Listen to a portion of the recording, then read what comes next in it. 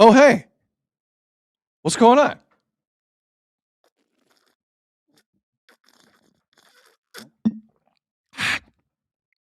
Question in the chat from Paul S., 1974.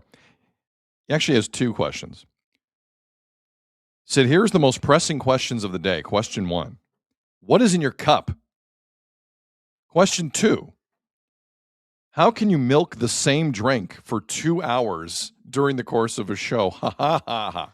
First off, second question I'll address first. Can you imagine what you find folks would do to me if I just left during the show for another drink? I can only imagine. And you would be well within your rights. You used to make me do it. I might today. I know. So I just take the one drink. Full disclosure, when I used to do 3 hours of radio, I would have 3 drinks top of every hour. Coming out of those updates on the fan, I was flying. Flying. I can vouch for this. That's Jeff Azapart.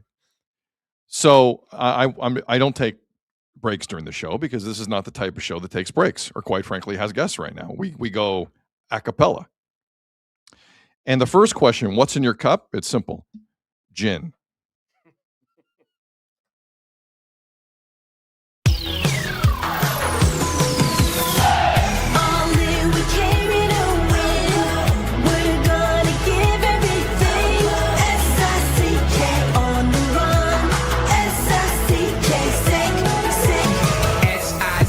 It's the sickest podcast. Tune in for the audio, or you can even watch back. Giving players all the props, or put them on blast. We don't give no hot takes, only talk facts. We're giving all our devotion, riding high on this wave of emotion.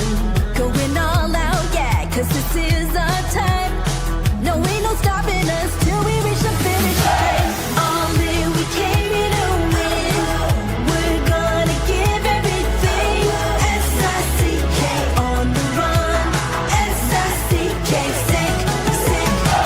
On fire, we're ready to fight. We'll bring the house down tonight. S-I-C-K on the run. S-I-C-K, sick. Play it on the car ride, play it when you lounge. X and O, you know that we can hold it down. Shout out to my man Sammy, got it off the ground. And to all the listeners tuned in right now. Got debates, analysis, and speculation. This is sports talk for the new generation. You know where to find us, got a reputation. Sick podcast, your #1 sports destination. We're giving all our devotion, riding high on this wave of emotion. Going all out, yeah, cause this is our time. No, ain't no stopping us till we reach the finish line. All in, we came here to win. We're gonna give everything. S-I-C-K on the run. S-I-C-K, sick. On fire, we're ready to fight. We'll bring the house down tonight. S-I-C-K on the run.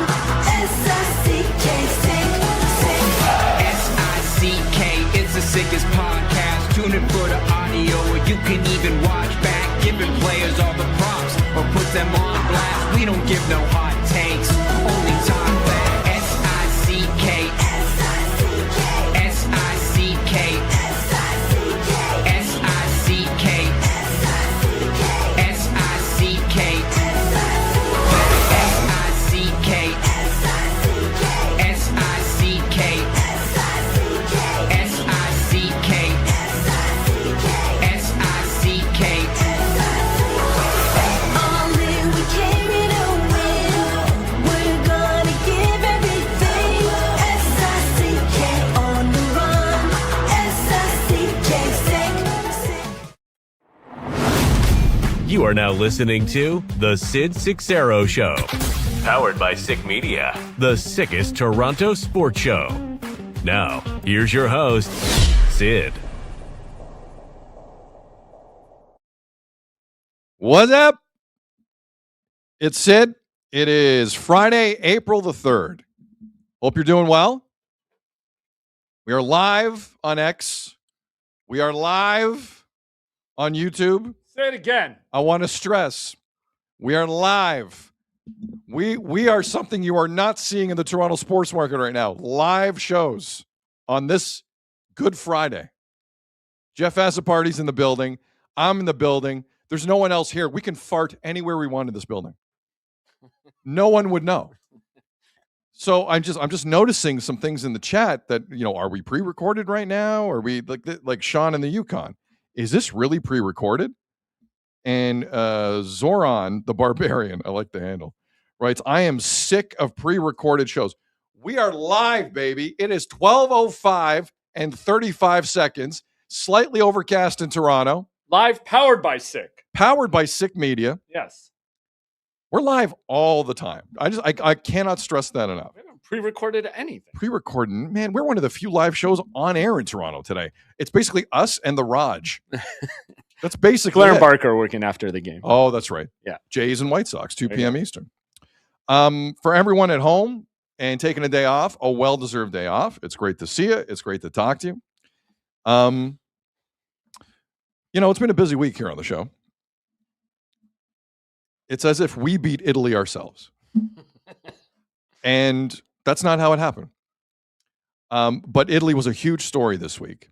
And in the lead up to the Italian collapse against Bosnia and Herzegovina, ergo blowing an opportunity to play Canada in the opening game, June 12th, of the FIFA World Cup in Toronto, we did mention what some of the newspapers were saying in Italy. And the one Gazzetta dello Sport cover, which was fascinating, and it was last Thursday that it came out. It basically said, "Do it for the kids, let them dream." And they were making the point that Italy, not since 2014, have been in a World Cup, and a whole bunch of kids, aged 10 and under, or 11 and under, or 12 and under, have never seen Italy in a World Cup, ever. They've never seen it. And it was a fascinating cover. Do it for the kids. They need to see this happen. Lo and behold, they will not. Italy beat Northern Ireland, and then... Sorry. Wow. That's Azzo. Azzo coming in with the choke button, which is his face. We don't have a choke button. We might one day. But, the kids, again, are not going to see Italy in a World Cup. One of the crazy global sports stories of the year. I don't care what else happens. It will be that. And it's a wild thought that kids in Italy just can't see their team in a World Cup. I've been through the whys and the hows, and I've been right everywhere I've turned, so I don't want to get into it again.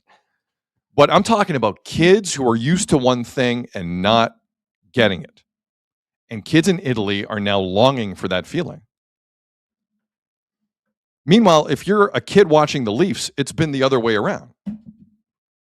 If you're 10, 11, 12, 15 years old, really, as a Leaf fan, watching that team in this market since 2017,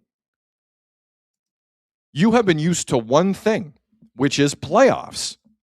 You have been used to extra hockey. You have been used to a first-round series. You have been used to, in this market, the media hyping up game one, asking the question, can the Leafs turn it around this year? Can they get it done this year? Can they advance past the second round this year? All the normal standard fare in the city of Toronto come spring. That's what young people are used to. And anchored to that, gut-wrenching disappointment. But at least you get the playoffs. At least you get a couple of games a year where young Leaf fans go, maybe, and producers at Sportsnet go to Maple Leaf Square and show the same 9 people. Very excited. That's what young Leaf fans are used to, at least since 2017. Last night, it officially came to an end. We unofficially knew when it ended. I think the Leafs unofficially were eliminated from the playoffs when Mitch Marner came to town. I truly believe that. I don't care how many points out they were heading into the Olympic break. Mitch Marner in that game exposed them for what they are. They were unofficially eliminated from the playoffs, in my opinion. You can pick up some other games here or there. Sure. But that one was the game. They officially got eliminated last night against San Jose. Final was 4-1. NHL News on Twitter. Leafs have been officially eliminated from playoff contention. The NHL's longest active playoff streak ends at 9 seasons. And you could tell the Leafs really didn't feel like it last night. I think Kiefer Sherwood took all of 8 seconds to just obliterate Morgan Riley in that game last night. Morgan Riley didn't feel like it. So we all know the tenor of this moment and how weird it is, especially for young Leaf fans. Young Leaf fans, let me tell you something. Could get worse. As someone who grew up in the 80s, could get worse.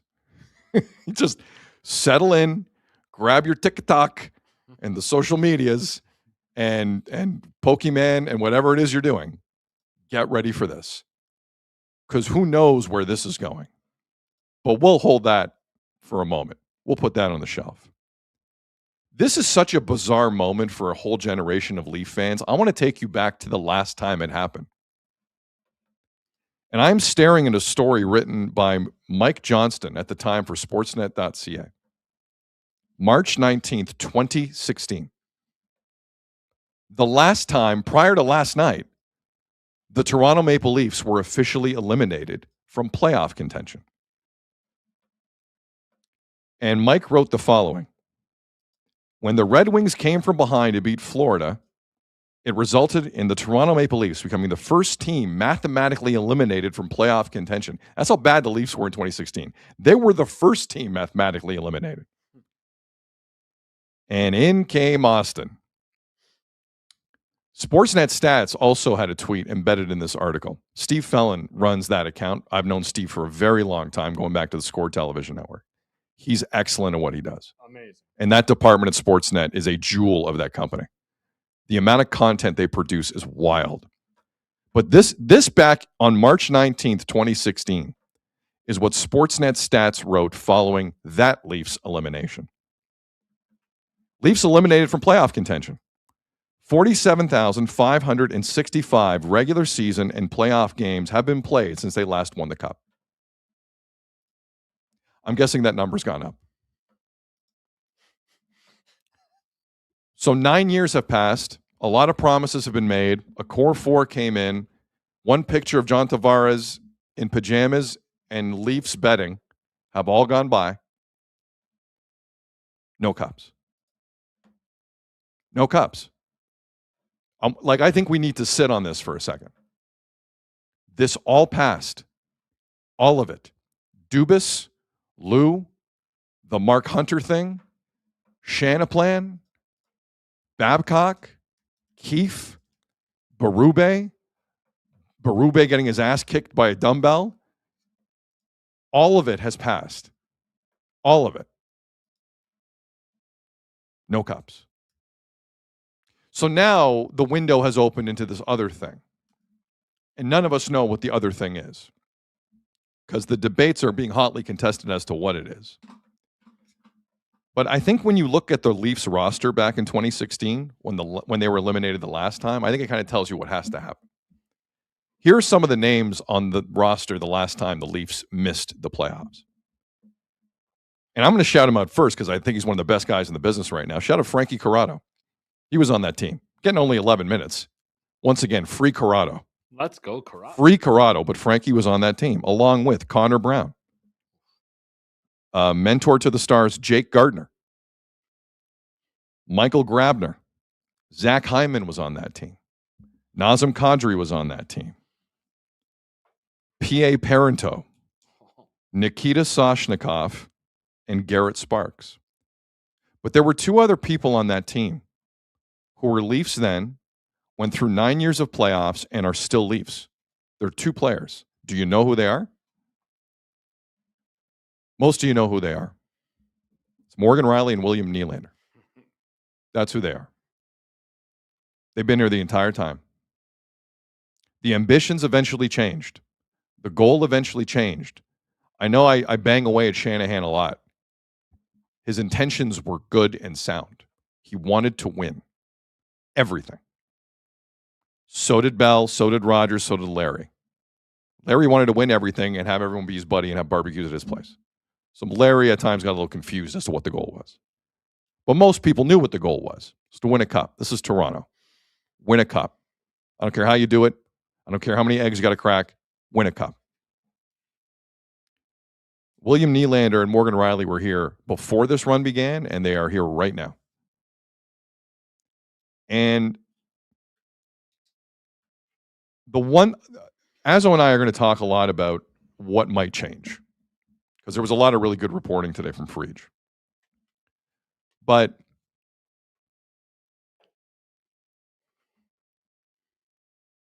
if you keep throwing the same guys out there, you're going to get the same result. And I'm not just banging away at Morgan and Willie. You know how I feel about Willie. But Matthews has been here a long time. John Tavares has been here now a long time. Not one 90-point season. 40 goals his first year. Not 40 goals since. No 90-point season since. And Mitch Marner was here for a lot of that. The 5-point Mitch Marner from last night, by the way. 2-0 under Tortorella, Vegas. 6 shots on goal for Marner last night. You know how many times he did that this year for Bruce Cassidy? 0. What a class act Mitch Marner is. I'm sure Bruce Cassidy appreciates that. Really does. Tap it in. Just tap it in. Tap it in. Sure, Bruce Cassidy really appreciated that. But my main point is there have been some constants here. And it's not Garrett Sparks, and it's not P.A. Parento, and it's not Connor Brown, and it's not Jake Gardiner. You're not winning with these guys as your highest paid guys. You're not winning. I think we've been through this. I think 9 years allows me to have the right to say you're not winning with these guys. And retool means in the city of Toronto, we're going to try again. That's what that means. To anyone in the Leafs organization listening to this, and some of them do, to any fan who is like the most uber positive fan, and I do respect you. I'm just not wired that way. I know you're out there. If you are thinking maybe next year if we make a couple moves, the inconvenient truth of all of this has been staring at you in the mirror the entire time, and you don't want to admit that the greatest mistakes in Leafs history were made during this generation. Gambling on this crew. It is over. And I think the worst thing possible, and it's going to happen, the worst thing possible is someone in MLSE saying, yep, we can be Pittsburgh and Boston, and we can bring in some different pieces, and we can maybe turn this around. 10 years ago, William Nylander and Morgan Riley were on a team that missed the playoffs in Toronto. Make the argument to me another year is warranted. I dare you. I dare you. Make the argument. I'll include Tavares. I'll include Austin. And I like Austin. I'll include him. Make the argument to anyone who's been in the organization for X amount of years. Make the argument that this era warrants more patience. Executives, players, coaches, I don't care who it is. Make the argument to me. That's been way too long to be patient with people. Way too long. You think Vegas would do that? You think the New England Patriots of the last 15 years would have done that? You think OKC now would do that? Seriously? I'm gobsmacked looking at that roster. Gobsmacked. And there are people in the city thinking one more time. It's a significant moment, man. Like the truest thing that Keith Pelly said this week was this is the biggest hire of his entire tenure as head of MLSE. You're damn right. You are damn right. Because if you're gonna be the tough guy in front of the media and data this and culture that, that's fine. You have to present. I understand what Keith Pelly's doing completely.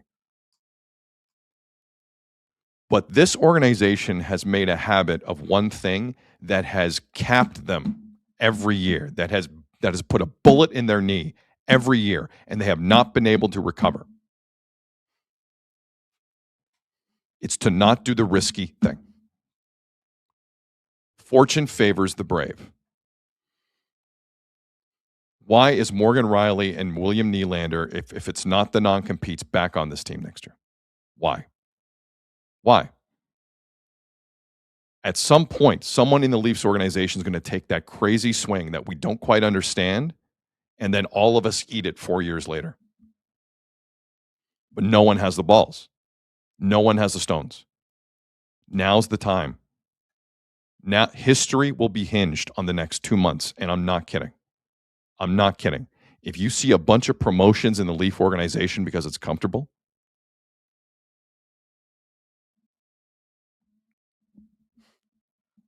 welcome back, Garrett Sparks and Jake Gardner. Welcome back.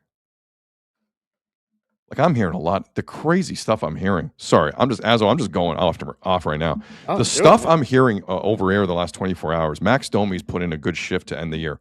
What? He got in a fight with a guy who didn't punch back. What are you talking about?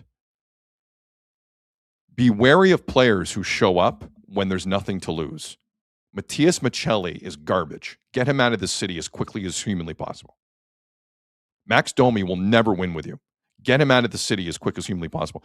Like, I would take a blowtorch to this. Now, people inside MLSE are afraid to do that because we've seen it for 9 years, 10 years. There's a fear in this city of taking that blowtorch and it all going haywire. The next person in cannot be afraid of that. Keith Pelly's had a rough week. He can turn things around by giving the impression he doesn't give two Fs about pissing people off. Now's the time. The Leafs were officially eliminated from the postseason for the first time in 10 years last night. So now what? Everything fine? Everything good? Just bring Willie and Morgan back then. Morgan Riley got muscled off a puck like 10 seconds into the game last night. I couldn't believe it. Like, it was like he was a child.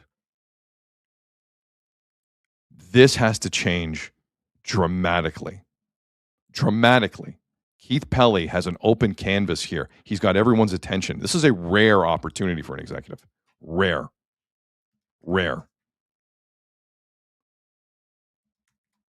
And if you truly thought this was a one-off year, Treliving would still be in his post. But he's not. There's something about it you don't like. It doesn't smell right to you, nor should it. We'll see. But for this young generation of Leaf fans,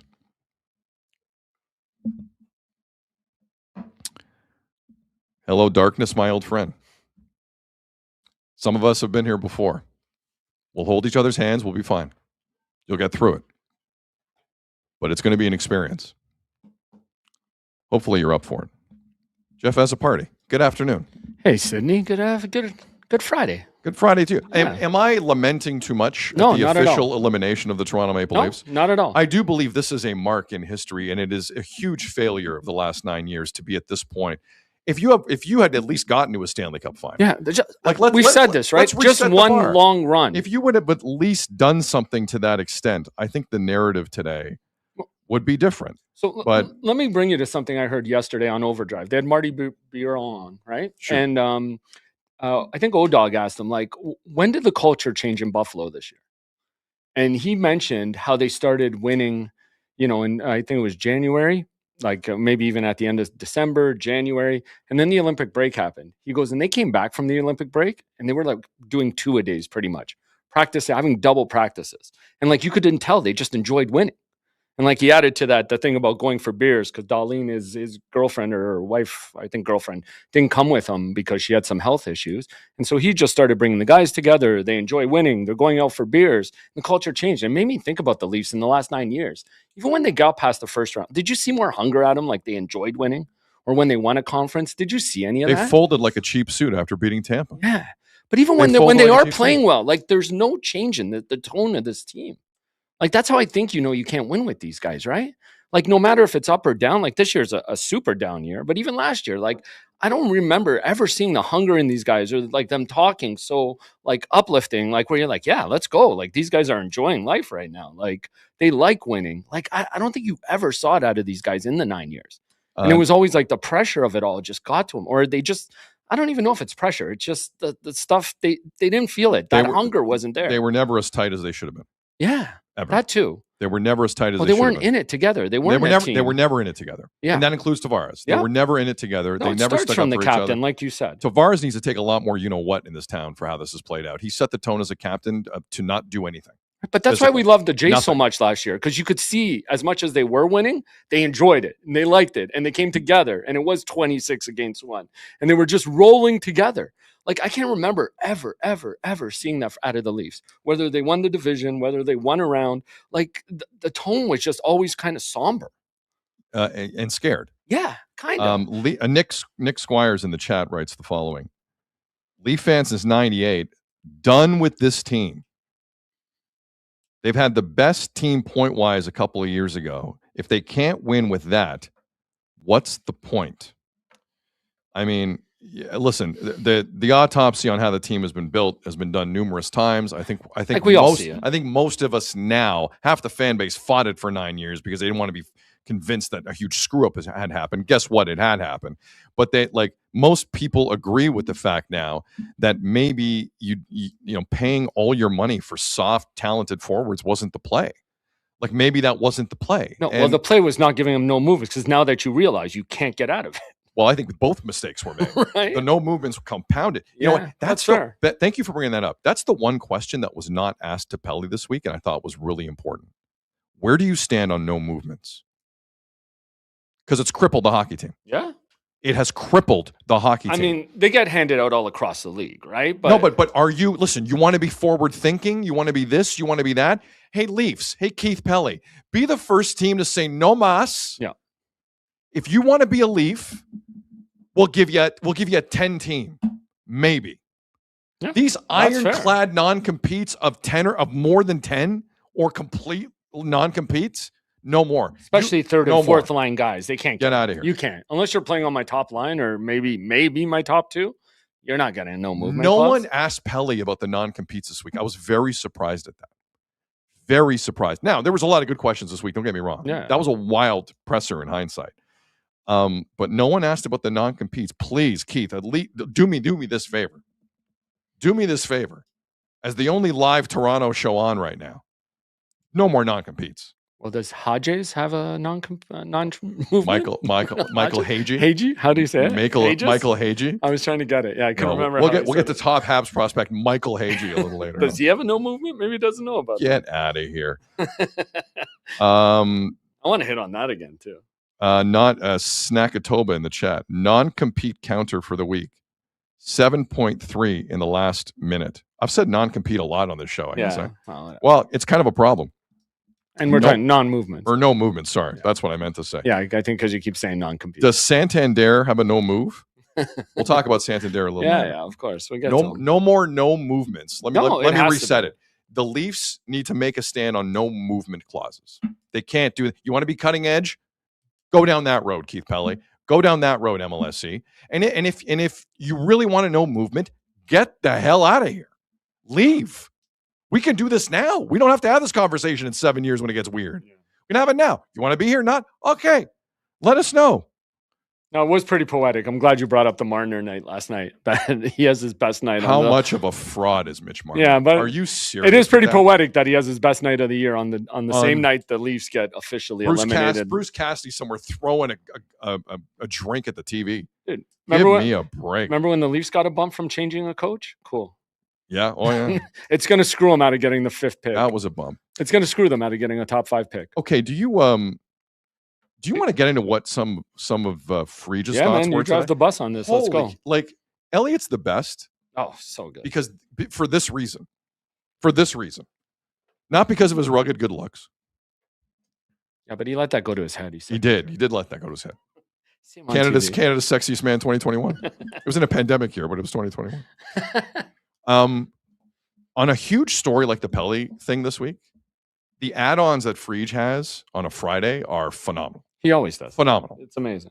And like they're just good.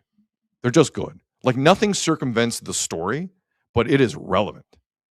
And for us, it's amazing. For us, it's great. So he had some stuff today. So the first thing he said was there was a Zoom meeting where Pelly told a lot of people internally there's more changes coming. I don't know what that means. Yeah.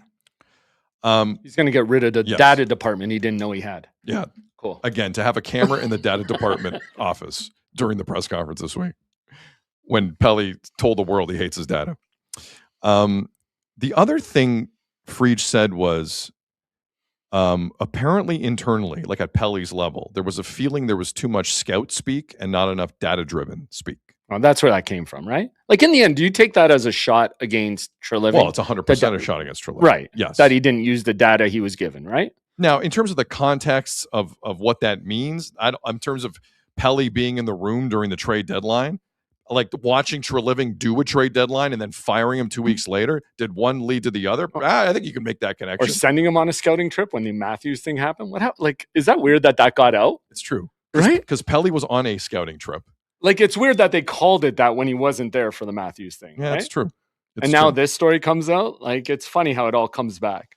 So there's basically a lot of we don't want to hear scout speak, but the two examples that Frege were given, this isn't Frege's idea, I'm sure, but the two examples he was given was Rogers ownership, Ed Rogers and Tony Staffieri. Mm-hmm. I know Tony's not an owner, but like he's the number two. They cited the Jays in that, okay, the argument was made with data why you should re-sign Vladdy. Okay, the argument was made with data why going after Shohei Ohtani, as Azzo rolls his eyes as I say that, like they want data to help make the argument to the corporate heads to do that. No, now, and I understand. Now, with respect, a drunk hippo could suggest going after Shohei Ohtani as a free agent. Yeah, I don't need data to do that. I don't need a drunk hippo could suggest, you know what? Resign Vlad. Like that's not some huge data. A kid you drafted and brought up, you need data to tell you need to resign him. With all due respect, those are not the examples I was expecting to be cited. Agreed. If I'm being honest, that's why I rolled my eyes because those are completely different. I was surprised that he was given those. Yes, because those make no sense.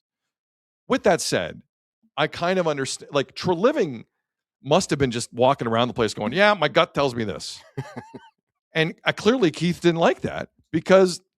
His gut told him Michelli was the play. His gut told him Dakota Joshua was the play. His gut told him a 4-year extension to Max Domi and a 4-year extension to Anthony Stolarz was the play. I understand Keith's side of that too. I do. Yeah. But we need to leave the possibility open. I'm sorry. We need Snackatoba in the chat. The data suggests trading for McDavid. Good argument. Well, that's what I was going to say. Good argument. I was going to say, what's his name? Treliving had a note in his pocket. William Nylander, no matter what. Like draft day, right? Yes. Vontae Mack, no matter what. No matter what. But we still have to leave the possibility open in building a hockey team that someone in the room is allowed to say and be taken seriously, specifically about, let's say, a second or third round pick. I have a feeling about this kid. We can't lose that. Now, some of you are like, sure, what evidence is there any Leaf scout has said that accurately in the last 25, 30 years? Correct. I'll hear that argument too. Maybe the Leaf scouts have been stealing money for decades. Maybe that's been going on too. Well, did data tell them to bet on skill over grit? To trust 4 guys with all skill and have I believe data told them to do that. Right? Yes. No, right? Yes. These guys are going to produce this much points. We should win with that much points. And that was the Shanna plan. Correct. They're betting on skill and not some of the other intangibles that happen in hockey. Roll live in the chat. The data suggests you are not the father. That's how you can use data as well. Brendan Shanahan is. Yes. Brendan was everyone's daddy. Thanks, Brendan. Thanks. So I just feel the only thing I'm really concerned about there is you do need to leave the opportunity available for an organization, despite whatever the data says, to go, I've been in the game 30 years. I feel like this kid is something special. And that can't leave the room either. But with six AGMs, one of them had to have said that, right? Like we said yesterday, one of those guys has to be like a Pronger type guy who says this is kind of what you need. Like you have 6 assistant GMs. One of them has to weigh in with some of that. Well, let's talk about the GM. Okay. Because Frege also went down some other roads as to who they're now kind of looking at for some kind of job. Because it's still early days, and we've heard of Gillis and Chayka and some crazy names being thrown around. He said a few things that I found surprising in terms of existing executives. Keith Pelley is a big fan of Brandon Pridham. Brandon Pridham has been an assistant GM with the Leafs since 2018. And every time there's an opening, you hear his name come up. Yep. Right? Like every time. But he's never gotten a GM job anywhere else in the NHL. Correct. Anywhere else. And he's been here since. And he's never gotten the Leaf job while he's with the organization. He's been here since 2018, man. Yeah. Brandon Pridham. So Pelly's a Pridham guy, apparently. But hold on. Like, and he was in a spot where when they hired Treliving, like they were in a spot to hire a GM at that point. Like they had their backs up against it because that Dubas stuff happened so quickly. Correct. Like if he didn't get the job then, is all I'm saying. Like it seems weird that he would be in the mix now. Slosh Hogger in the chat. Is Pridham the highest paid AGM in hockey? I have no idea. Oh, that's money well spent. Did they say that? I'm not sure. I don't know if they. I don't know if that's accurate or not, but it's such a crazy thought. I thought I'd throw it. I mean, the Leafs have money to spend in that regard. No, of course they do. Which is why they're asking $100 to hit the goal line. It wouldn't surprise me. Yes, either. they got all the money in the world. Give us $5 to just breathe in Scotiabank air. Right. Like, don't tell me their analytics isn't one of the best in the NHL, and they spend the most money. Slosh Hogger, I'm pretty confident in that. Okay. All right. Saves us the research. So apparently Pelley is a Pridham guy. You like the alliteration. That's yes. Why. Keep it all alliterated inside the Leafs. Here's another name, according to Frege, who Keith Pelley has a lot of respect for. And he's not the only one.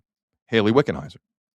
Haley Wickenheiser has been an assistant GM with this organization since 2022, coming out of the pandemic. She was pretty busy during the pandemic. I don't know if you remember. She was doing other things. I was going to say, she's a doctor, too. But Keith Pelley holds Haley Wickenheiser in high regard, like a lot of people do. But again, Haley Wickenheiser has been part of this era of not past the second round. Mm-hmm. Now, do I think Brandon Pridham and Haley Wickenheiser and Shane Doan and whoever else is in that group is getting listened to all the time by Shanahan and Treliving? I don't know. Feels like those guys had monopolies on decision making. But again, Sid, with 6 people talking to you, you're going to lose some of it somewhere. 100%. Like if 6 people 100%. are throwing data at you or throwing their suggestions at you, like some of it's going to get lost. I don't care. George in the chat, AGM in Toronto. What a gig. It's a great gig. It is. Great gig. Brandon Pridham's made more money than most GMs in the league right now. No, full stop. Full stop. Didn't make a single decision that anyone can call him on. And when they actually have picks, they've been okay in the last few years. Their picks the last, like with Cowan, Minton, Nyes, like they've had some pretty good picks in the first round when they have it. Now, I think, like I said in yesterday's show, I want to make this very clear. I'm not going to jump on anyone who gets any job early. I'm not going to do that. Can't. I'm not. This is an impossibility what's facing these people.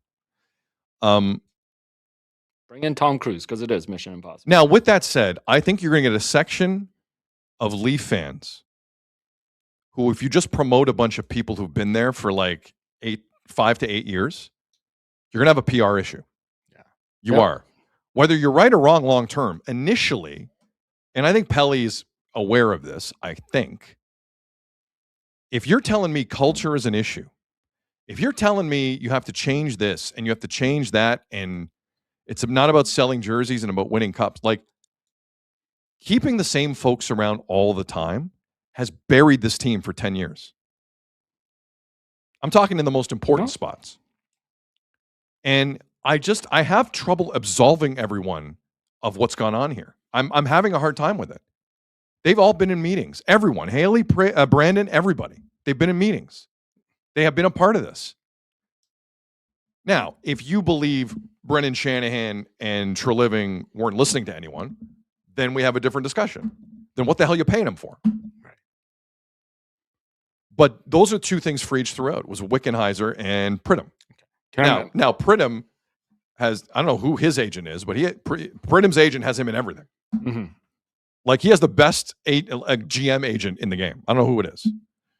But those are two guys. Well, there's Wickenheiser. It's a man and a woman that are brought up very quickly by Friedge today in the pod, and I found interesting. Go ahead, Azza. No. So I was going to say with AGMs, to me, they should be being groomed to be the GM, but only in a winning environment and organization, right? You get promoted. Like, why do people want the 2 AGMs in Florida? Because Bill Zito's done a hell of a job. Because they're cooking with gas. Right. Yes. Right. But so I understand trying to groom an AGM. If you promote somebody from here, from one of those 6 AGMs, then you better be hiring a president above them who can put his foot down and who knows what's going on. If you're going to promote either Haley Wickenheiser or Brandon Pridham or someone else in the organization to GM, I can accept that.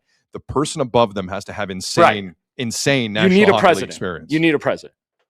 Because Haley Wickenheiser is about as smart as they come in anything she does. Yes. And Brandon Pridham's been around a long time. You're not around that long in that role in this city unless you have some smarts. I'll give them some credit. But again, they haven't won in that decade. But that's so now where do we go with this? Is my point. I'm with you.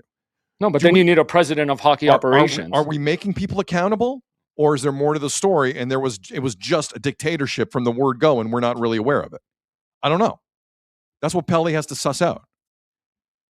I got another name for you. Oh boy. I got another name for you. All right. Friedge suggested in the chat. If Friedge is in the chat, he's under an alias. I think I know which one too. Yeah. Friedge suggested in his podcast today that internally over the last 6 months or so, there's been far more acknowledgement that Brendan Shanahan was good at his job. Come on. That's how it rolls. Well, because they got to the playoffs in 9 years. That's how it rolls. No, but people forget though. Now here's my point. Brendan Shanahan. Why are you trying to make me mad? Let's go down the road of Brendan Shanahan. Oh my God. If you are going to run it back, then why not? If you're not moving out any piece, if your problem with Shanahan was he couldn't advance with these pieces, but you are making a conscious effort this offseason to run it back with these pieces, why not? Why not, Pop? But what's running it back? Getting to the first round of the playoffs and losing? Everyone stays. William Nylander stays. 10 years ago, he's on the team that got eliminated in the postseason from postseason play in 2016. Morgan Riley stays. He was on that team in 2016 that didn't make the playoffs. Tavares stays. Matthews isn't going to tell you anything. He's going to stay. Maybe that's why you bring Brendan back, to re-sign Matthews again and just give him everything again. He's not reporting Shanahan's being interviewed, so I'm clear. He just said the name was being kicked around. He just said internally there's a lot of good old days Brendan Shanahan talk. Because you made the playoffs in those years. I get That's terrifying. I get it. That is absolutely terrifying. Can you imagine? How do you sell that? You can't. But to even bring it up, it's a waste of time. If you are Keith Pelly, you neuter yourself immediately if you do that. No one can trust anything else you say. You completely undermine your entire operation if Shanahan's brought back. Yeah. Because you're the one who fired him. No, exactly. And that's bringing back the shield you thought you could get rid of because you thought you could do the job. It's not like Anthopoulos takes full control and brings Gibby back. That's a different era. You knew the guy, but you weren't in control. No, that was JP. But I think you said it yesterday, right? Pelly came in thinking he could do it, and there was a lot of talk that they were getting rid of all the presidents for each team, so there could be one president at the head of MLSE, and it would come down to pretty much Shapiro versus Pelly, right? Yeah, it would be. John Gallagher in the chat. Shanny was good. His one mistake: loyalty after the Montreal playoff loss. I mean, I think it's more than one mistake. Yeah. I think trading all the assets for a core that wasn't good enough, and giving probably, and missing out on the next Michael Hagee, probably a mistake. And giving that core everything they asked without making them earn it. I think there were a lot of mistakes. Yeah. Thanks, Brendan. But so that's interesting. That's another name that came up. That's interesting. Even if the name was just brought up, that's interesting. The last Leafs thing I want to bring up for now is obviously Austin Matthews, and we still don't really have any indication, at least as we woke up this morning, none of us had any real indication as to where Austin Matthews was leaning in all this. Now, again, Keith Pelly made a couple of vague remarks to text messages sent between him and Austin, and he didn't really get into it. Believe me, based on that press conference, if there was good news to share, he would have shared it, Pelly. He needed to share it. Yes. He was in desperate need. He was grasping onto the Spangler Cup captain as good news. And talking about other teams' prospects. If Pelly had any good news this week with Matthews, he would have spilt the beans there. But he didn't. But Friedge had this to say. And in terms of how next season could look, Based on who he's talking to, Fried said it could look similar to how it looked, and I know this isn't the best comparison right now, to how it looked in Vancouver this year with Quinn Hughes. Start the year, see how it goes. Now, to me, that's not a plan. No. That is not a plan. That you are asking for trouble. Yeah, because again, you've brought this up 100 times. He holds the cards, man. He holds all the cards. And you're going to make moves this offseason to try and, like, the moves you make are either going to be for him to stay or to move past them, right? Any trades you make, any signings you make are either going to be to build around Austin and to try and get back to where you were or to move past him. So why would you wait till the season started to do that? Yeah, Like, all the decisions you make this offseason are going to be for Austin one way or another, whatever he tells you. I think to your point yesterday, you're not going to get a straight answer out of Austin. You are not going to get a straight answer. I Why? agree with you 100%. So what's in it for Austin Matthews? So he tells the Leafs he wants out, and then he's vilified around town. He's not going to do that. So kick the can. Mitch Marner gave you the playbook, man. Exactly. I agree. Kick the can down the road, do 3 interviews with Jonas Siegel, and leave. That's it. That's all you have to do. The organization will not know what's happening until 3 weeks before it happens. That's why I said they have to make the decision themselves. They do not have the wherewithal in the Leafs organization to see you even doing it. Why put yourself out there? Yeah, especially after the Olympics thing with Team USA. Yeah. You think Matthews is in a hurry for more controversy? You really think that? There's no shot. So kick it down the road. Hey, Leafs, it's worked for you before. Kick it down the road. Kick it down the road. Kale in the chat, Matthews' body language says it all, doesn't it? Kind of. Well, have we seen his body language since his team didn't come to his defense either? For most of the year, though. I think that's a most of the year comment in the chat. Yeah. I do agree with that. What I'm saying is, couldn't it even be worse now? Like, that's an awkward room to walk into now. Oh, that's the most awkward room. By the way, William Nylander, after telling The Athletic, he's here for a retool, not a rebuild. Didn't speak before the game yesterday. Didn't speak after the game in San Jose yesterday. Funny how that happens. What a leader. It must have been reading a book somewhere. That smart guy, William Nylander. Stuck in a room. Incredible. Yeah, you're not getting what you wanted at Matthews. No. I'm sorry. That's why I've always said this. You have to pitch it to him. And that way you can make him not look like the bad guy. But part of me completely understands it if I'm Matthews. Sorry. Why do I have to be the bad guy in this? I don't have to. I don't have to do a damn thing. No one else on the Leafs organization in terms of the core sticks their neck out for anything or anybody. Why do I have to be the bad guy in this city and say I want out? I'm not doing that. No, and this is also why Pelly put them in a bad spot this week by saying they want to retool. No, see, it's funny. I'm the other way on that. I think they gave Matthews an out because they do want to compete. So now Matthews doesn't have to tell anyone, I'm here only if we compete a little bit. The organization have basically said they want to do that. They've taken it again. They've taken another thing off the superstars' plate. They don't know what they're doing. They've taken one more thing off Matthews' plate. And you can't have a real conversation with them. They're not going to. Azzo, you're right.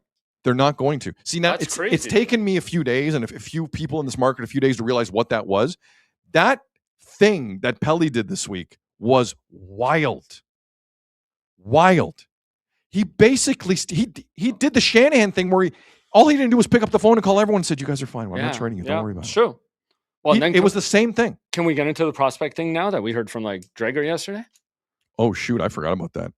So, because to me, you're putting your next GM in a spot now where you can't openly just discuss stuff. Snail game in the chat. Pelly knows about hockey. Just ask him. So yesterday, Darren Dreger went on overdrive, and the part of the press conference with Pelly that came up was when he brought up Radim Murtka, the prospect for Buffalo, and Michael Hage. Well, not seeing the trains. And not seeing the trains coming. But then he specifically mentioned top-level prospects on the Sabres, the Montreal Canadiens, and Eric Tulsky, GM of the Canes. Now, he was asked about Tulsky. In fairness to Pelly, he was asked about Tulsky. Mm-hmm. No, it was more of the prospects, right? It was more the prospects. Out of nowhere, on a cue card in front of him, Michael Hage. He knows hockey. And it's funny because when I heard that, I thought Leaf fans aren't going to take that. Why are you rubbing other teams' prospects in their face? Well, it was bizarre. You cannot talk about other teams' players openly like that. Like, you can't. Now, I think Michael Hage isn't even technically signed yet by the Habs, right? Out of Michigan. Like, that's not a thing yet. But you really, that's no bueno. Yeah. You can't do that. So anyway, long story short, Dreger's report was pretty simple and rather fascinating. Teams are pissed. Yeah. Teams didn't like that. Teams I didn't even think that. about it from their standpoint, but I get it. I wouldn't be happy about that either. Keep our prospects' names out of your corporate matching glasses mouth. And now what do you think? Like, say there is a nice deal on the table with Montreal and Hage's name was included in it. Now I'm like, oh, now you think you're going to come for my top prospect? I make that trade even harder. You have submarine that trade. Yeah. Like, you're putting whoever GM you hire in a weird spot now. Very weird spot. So now everything goes back to the Matthew Knies discussion that we'll reportedly have with Montreal. And it's obvious kind of who was being asked about. And earlier today, Nick Kiprios put out a column online. And according to him, he has what the 3 asks were by Brad Treliving for Matthew Knies at the deadline. Okay. And they're not earth-shattering asks. 2 firsts and a prospect, a first and 2 prospects, or 3 prospects, which anyone in the world could have told you is probably what you can ask for a guy like Matthew Knies. Right. This is not an earth-shattering ask. It's a fair ask. Yes. Like, Treliving wasn't out of his depth on what he was asking for there. We can talk about, what the prospects are. Right, of course. But, that's kind of what the ask was. But anyway, at the end of the day, back to the initial statement from Dreger yesterday on Overdrive. Yeah, I'd be pissed if I was Montreal. Of course. Yeah, I'd be pissed if I was the Buffalo Sabres. Like, what is Pelly doing? Yeah. Your next GM has to deal with these teams, man. That's what I'm saying. You getting through this press conference because you don't watch hockey is not the priority long term. You're going to submarine future talks? Now, I'm still not convinced. Because you were in the room during the trade deadline and you heard those names? To me, that's even worse. This guy's just going to come out because he said he was in the room at the trade deadline. So did you hear those names and then thought you could just spit them at a press conference? Dude. That's weird. Within a month, Jonas Siegel or CJ has the story on what happened in that deadline boardroom. I wouldn't be surprised. With Pelly and Brad Treliving. Yeah. Guys, we need it. We need it. There is a leak out of MLSE right now that is strong and no plumber can fix. Get the story on what happened in the deadline room with Pelly in the back. Do you think his glasses matched the wood paneling in that boardroom or no? Brad, did he have the brown glasses? Maybe he just starts wearing black glasses to match the darkness that's coming. We will never know. Slosh Hogger in the chat. Sid, remind us why MLSE was gung-ho on getting Pelly to run this ship. His prior business tutelage doesn't cut it. He's just a yes man looking for more yes men and maximizing the spreadsheet. Ed Rogers and Keith Pelly do have a relationship going back to Rogers. I was there for it. I do remember that. Keith went to Europe. It is a sexy title to have run the European PGA Tour or whatever they're calling it now. That is a decent thing to have. European Tour or something. Yeah. All that stuff's sexy. It is. Keith's been a big-time TV executive across North America for a long time. So made some big deals everywhere he was. So just so we're clear on it, I don't want to be revisionist. I was kind of for this when it happened. Well, I was for the Pelly thing coming in. I thought he'd come in with some because he'd be different. Now he still could be. I agree with that, but I also thought he had a handle on what this market was and needed. No, but I thought he did. Yeah, so did I. That's what the most disappointing thing about that press conference. Yeah, the press conference was not that because it was tone deaf to me. The press conference was a really excited guy who's running the Leafs. Like that's the tone I got. Who has a lot of corporate speak that's done him really well, but that BS could not get you through that press conference. No, but for me, that didn't speak to Leafs fans. To me, it seemed very out of touch with what Leafs fans wanted. They never speak to Leaf fans. No, I know. Guys. But that's where I thought Pelly could make a difference. Guys, thank you for bringing this up, Azo. Harold Ballard, teacher's pension, Bell, Rogers, Larry, I don't care who, Stavro, I don't care who has been running that team. None of them have cared to speak to you. I don't want to hear that again. They do not care about you. They do not care to speak to you in any kind of way. They want the money. They want $100 to hit the goal horn, and they want you out. Let's have enough of this communication. You saw that presser this week the same way I did. Communicating to you, the fan base, is like their 36th priority.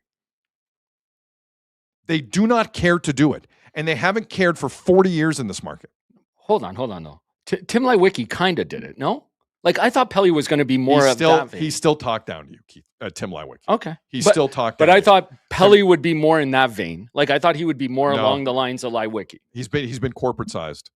I didn't think he was corporate-sized to that extent. He has been. Okay. I was wrong. Yeah, no, I was wrong. I'm thought, telling you, that's what I thought he would talk to the fan base way cleaner than that. Okay. Way cleaner than that. And he... Now, do you want like the Messiah off the cuff where he's like emotional in press conferences all the time? I don't know if you want that. Because that got a bit much for me too. But like, there's got to be this middle ground. There has to be this middle ground.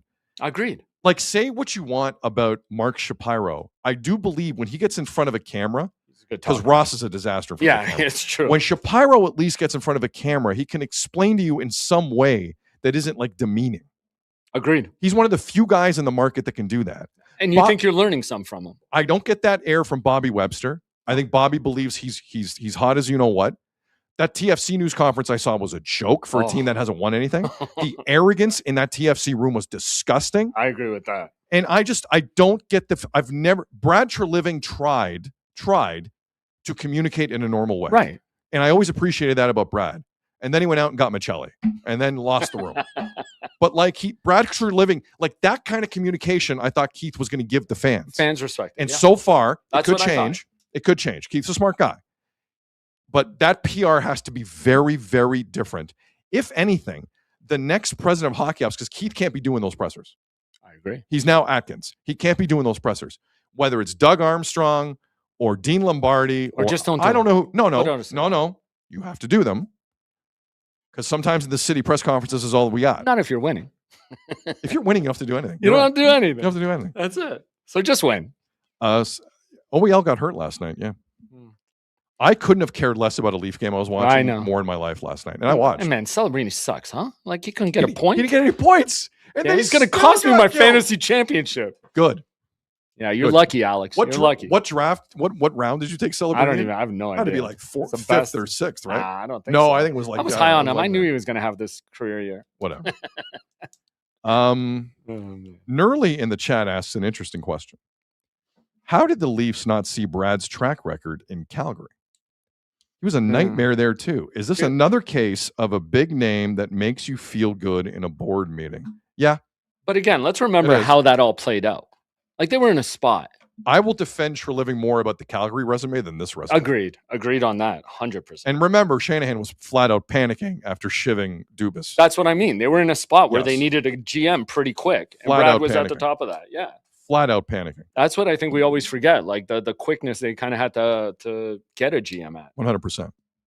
They couldn't hire a firm and go through all this, which also still really annoys me for some reason. So we're agreed. But hang on, can we go back to that? Like, doesn't hiring a firm just mean you're going to be more out of touch with your fans and your consumer base?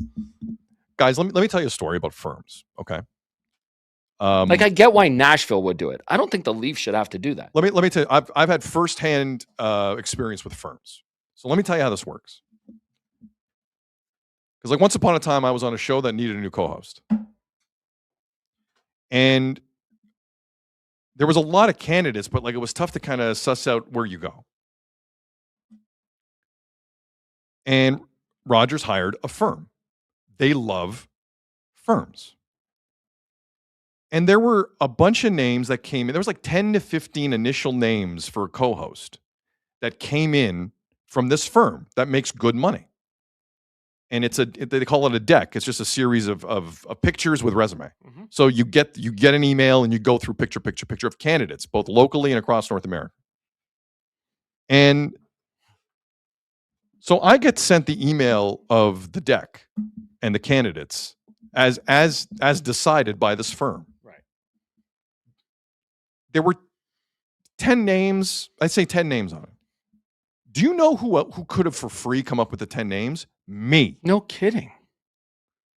Me. And for the record, Meredith Shaw was not in that deck and smoked everyone like a cigar in the auditions. Sure did. These firms are frauds and con artists. For Keith Pelly to sit there and think the fan base was going to get excited when he goes, I probably have 2 or 3 emails right now of firms search firms looking to help me out. You think fans care about that? No, that's what I'm Do saying. you know how much of a waste of time that's going to be? Dude, if we're going to claim the Leafs are one of the most historic, prestige, like franchises, organizations, they shouldn't need a firm to do this. These firms are blood-sucking entities that are just dying for MLSE money. And they're going to get it wrong and be like, oops, And they're let's do it again. And they're going to get it wrong. Yes, I agree. These search firms are for people who don't know what they're doing. Correct. You cannot admit publicly to this. Like I said, I've seen it. I know why Nashville does it. I know why Toronto should not do this. You cannot admit to the search firm thing because you look like you're not in control, man. Agreed. So you're telling me you fired your GM and you don't have 10 candidates right now in front of you? Like right now. Preach. Oh my God. Oh my God. Oh my God. Preach. That's the position we're in. And you're going to tell people That's it's an the easy position sell. we're in. If you think this job is an easy sell, they should not need a firm because they go get who they want. Like, that's the part that's starting to get to me. Very true. Very true. Anyway, thank you for bringing up search firms. I've been dying to talk about this with you, and I'm glad we got there. Anyway, we got to get going. Everyone wants Chris Pronger, man. What? Dude, I said it yesterday. I'm standing by it. If he's in the room, I'm fine with it. I don't care what his title is. AGM. Make him an AGM. He hasn't done this before. Do it. And groom him to be the guy. Chris Pronger, you've heard from enough people. Like, I know that when things go bad sometimes in organizations, they go bad and you hear a bunch of stories. Like, I've heard from writers who followed him when he was a stud prospect out of the OHL. This is one of the most unique characters in the game. Agreed. And he's a Hall of Famer. And not scared to tell you how it is. And not scared of anything. He won't be disrespectful, but he's going to be like, I've been out there. I could tell you what that kind of player is. I could tell you what this kind of player is. And you can keep Pridham with him to work on the salary stuff. And he doesn't have final. I'm not saying his final say. No, me neither. I'm with you. But how is that not a resource for with an organization? Pronger? You won't need 6 AGMs. You need 2 maybe. And if Chris Pronger wants to keep doing the TV thing with Amazon or Hockey Night or whatever, bring him in 4 times a year. Bring him in, show him tape of 20 prospects. What do you think? That's it. And then he can go on with his day. You can part-time own Chris Pronger. I don't disagree. Matt Sundin for Hockey Ops role 2 from Giancarlo. Oh, that's a cerebral pick. Matt Sundin would be an interesting pick. Very. I don't think he wants it. Nah, yeah. I think he's lived that Toronto life. You don't know what these guys' aspirations are, Yeah. or females. Like, you don't know what any of these people's aspirations are. Mike in the chat, I think this is the biggest issue right now. And again, Pelly has an opportunity to change this. But based on the language we heard Tuesday, I don't think it's going to change. Mike, are you going to say Pelly likes glasses, like Steve in the chat here? He does like glasses, as we established. Mike in the chat, though, also says this. I work for MLSE. It's definitely operated as a corporation, not a business. Mike, apologies if we just blew up your spot. But if that's the case, we both worked for Rogers too, where we know it's the same. But operating a sports team is very, very different. Agreed. And it can't be run by AI. Like, it can't. I just have a hard time believing. Like, I watched the World Series like everyone else, and Ed Rogers was there, and Tony Staffieri was there. 2 very important people in Rogers. And I saw the shot where they thought they won the World Series in the bottom of the 9th, and it got ripped from their hands. They were as disappointed as anyone else. Agreed. But they also watched that team watch an Ernie Clement get an opportunity, and a Nathan Lucas get an opportunity, and an Addison Barger get an opportunity, and a Treyu Savage get an opportunity, and an Alejandro Kirk. No one would give Kirk a chance. Yep. The little kid who was bigger than he should be, who can't run. I'm not giving him a chance. The Jays gave him a chance. Yep. He's an all-star. John Schneider got a chance. Eric Lauer got them. Eric Lauer got a chance. David Schneider. Yep. Keep going. David Schneider. Ed Rogers and Tony are watching an organization combine good spending, especially on starting pitching, with guys getting opportunities and making the most of them. The Leafs have been star you-know-whaters for 10 years. They think they're going to ride that to a cup, and they have given no one else a chance. That philosophy can move right over, man. I'm sorry. I know hockey's different. But don't tell me Rogers hasn't seen the Jays and seen the value in opportunity. Just give some kids an opportunity with the Leafs. You have no idea what you're going to see. You have none. And it's just the Domies of the world and the Michellis, and it's Tavares at 34 and 35. That's what people has to will change. actually cheer for Bo Grew. That has to change to me. Great. That. And if Pelly brings in people who give people opportunities on merit, then we're on to something. But the non-meritocracy that exists in the Leafs is sickening and has stopped this organization from moving for a decade. Yeah. To the point where last night they were eliminated officially from the playoffs. That's the Jays lesson. That's the Jays lesson. It's true. And it happened right in front of you. The Jays can spend any amount they want. It's the luxury tax is a little tough in baseball, but they can still do it. Well, how do you think they went out and got Dylan Cease right away? First signing off the free agent market. Yeah, no, it's true. Right? But, like but they, it's a combination, right? No, it is. But It's like you money. said, it worked. It worked. Spend well, Yes. but you got to give some kids a chance and build a team. You nailed it. They can prove that, look, we know what pitchers we want and how well they'll perform. Okay, go get us Dylan Cease. And they did. They made him a target, and he was the first guy off the board. It's crazy. Accountability is. I'm seeing a lot of accountability. I think this is doable. If folks come in, whoever gets the jobs, plural, it will be jobs, because Pelly's going to need more than one person for this. You can do this. I think you can do this. You have to be ruthless with your highest paid players, and you have to give kids a chance. And you have to get kids. Yeah. That's the other thing. The next Michael Hagee is out there.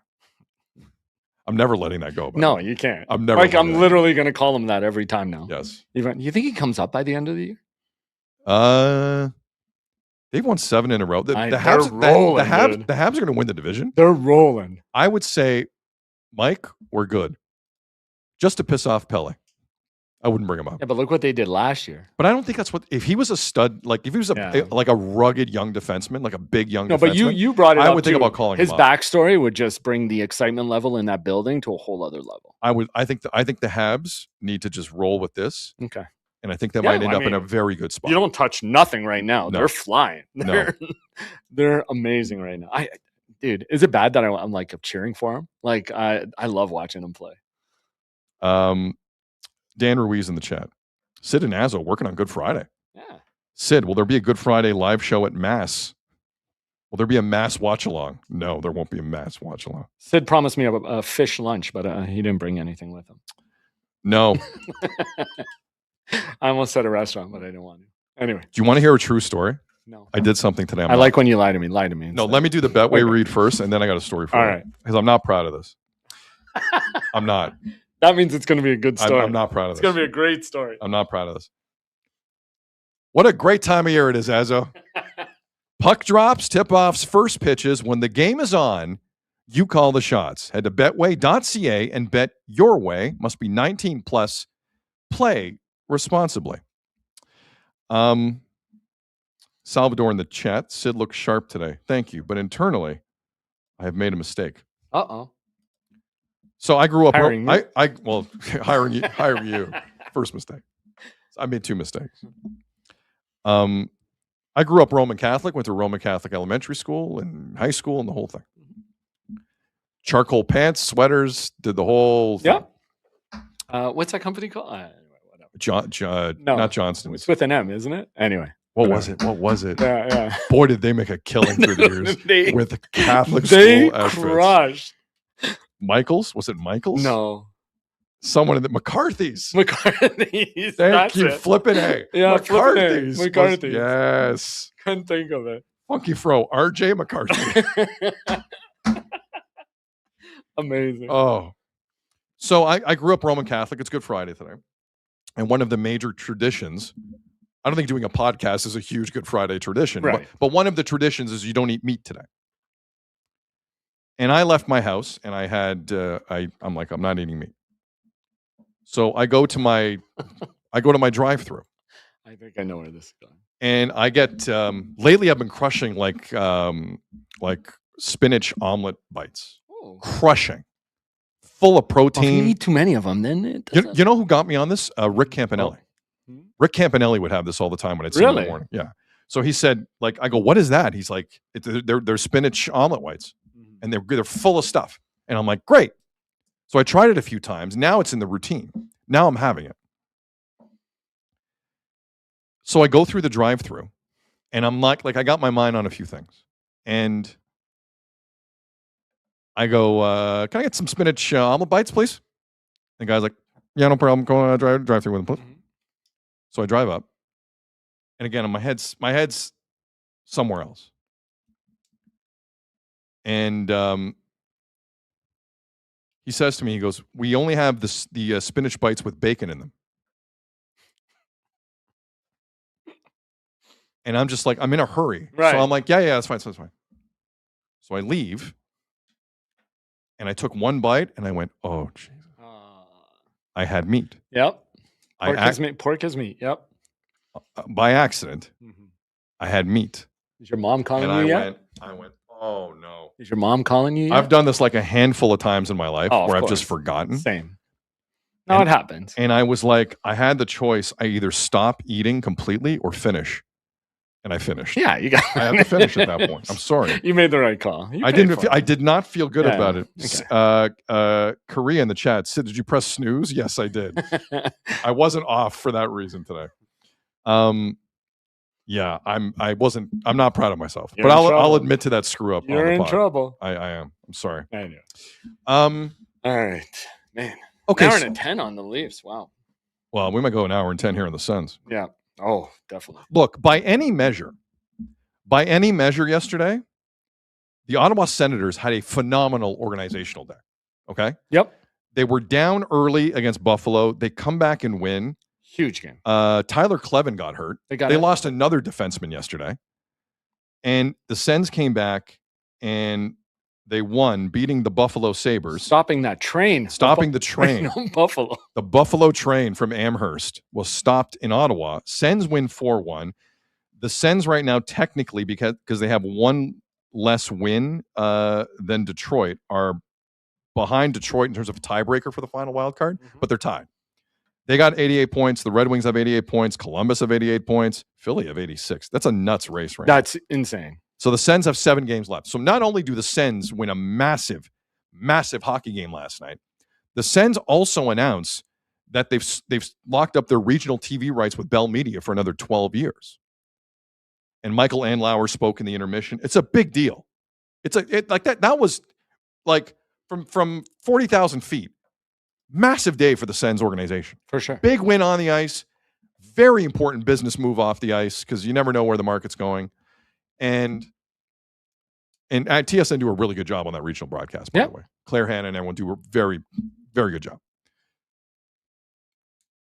Yet it was kind of overshadowed. And let me say this. TSN were put in a bit of a bind yesterday because they did not mention this Tkachuk podcast stuff at all in SportsCenter. At all. They showed the Andlauer interview about the TV rights. Right. And you don't know where that kind of edict comes from. Because you and I have been in positions where edicts happen. Definitely. But they did not mention in SportsCenter any of this Tkachuk Allmark stuff. Any of it. Now, some of you may be saying, well, why would they? Said it's not a story. I disagree. I think this is a story.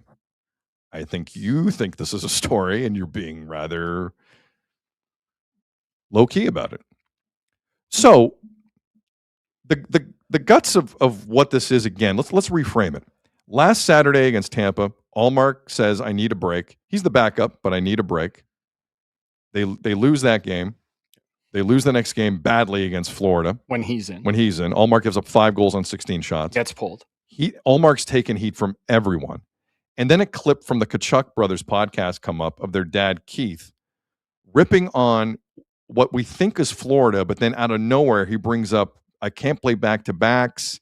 I need a rest. It's clearly a shot at Allmark. I didn't sleep well. Like the amount of people in the media twisting themselves into a pretzel, trying to give Keith Tkachuk in that podcast an out, saying, no, he's not talking about the Sens. BS. Clearly, there was a line in there where he's taking a shot at Allmark with a Sens captain sitting right there. And I kept hear the whole clip. I did hear the whole clip. Dude, I listened to almost the whole pod because I'm like, I like to get a sense of it. And I don't think this is even the worst thing you said. And okay, hold that thought. Yeah. But I want to play for you one more time Keith Tkachuk throwing shade at Linus Allmark without mentioning his name. Don't piss on my head and tell me it's raining. I know what the guy was talking about. 100%. And you don't need to be a rocket scientist to figure it out. I think it's worth playing again. Here it is, Keith Tkachuk making fun of Linus Ullmark. Big cast on because I broke my wrist or something in the Olympics. So yes, that's what happens. You play through injuries, guys. Holy Christ, this whole team. My pinky hurts. I'm out for 6 days. I knew that was coming. I knew right when he said that. I'm like, don't say it. I'm like, don't you say it. I just had a bad sleep, so I can't play today. Oh, my God. Disgusting. All right. Well, we're going to move on here. Can't play back-to-back. So Rest management. That is crazy. I mean, back-to-back, that used to not be whatever. But Grant Fuhr played 70 games in 1 year. I think 76. Yeah. 76. So we played that yesterday. So why would you mention Grant Fuhr on the back of that? Yeah. Why would you mention we got to move on? Yeah. Why would you mention that? I was expecting this. That was the other line in it that we forgot to mention yesterday. We were expecting this because they obviously talked about it amongst themselves. So after the game last night, again, a huge win for the Sens. Brady Tkachuk, who did not speak in the morning, spoke after the game.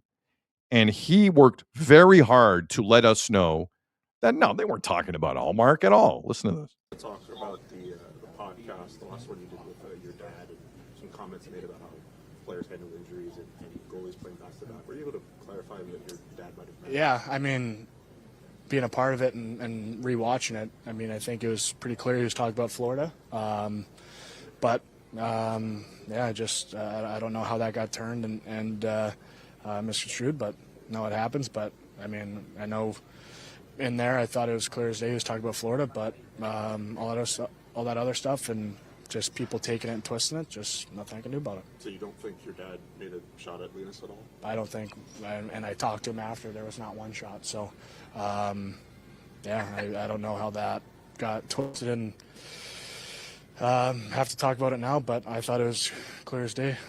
He's talking about the Florida Panthers. Or any of the quips about ice time? I know your dad. Yeah, I mean, I've answered twice now, so I mean, it's nothing I can say that what people twist and say. I know what I was a part of it, and all those things didn't come out of my mouth. And I mean, I completely respect my dad. He's going to be a Hall of Famer. So I mean, I'm not going to put words in his mouth or explain what he said. He's just, if you know him, he's an outgoing guy. He says kind of what he thinks, and I know it's comes from a good place. Thank you. Comes from a good place. Habs chat. His dad, I know. You know what? And the more I listen to it and listening to the full pod, I got more mad at Matthew and Keith on it. Hold that thought. Habs chat in the chat. Nothing like putting your kids in a bad spot. Exactly. Or your brother. Like, here's the problem. Like, if you're Brady Tkachuk, you have to try and backtrack there. It's just, you got to be, some people aren't smart enough to backtrack. No.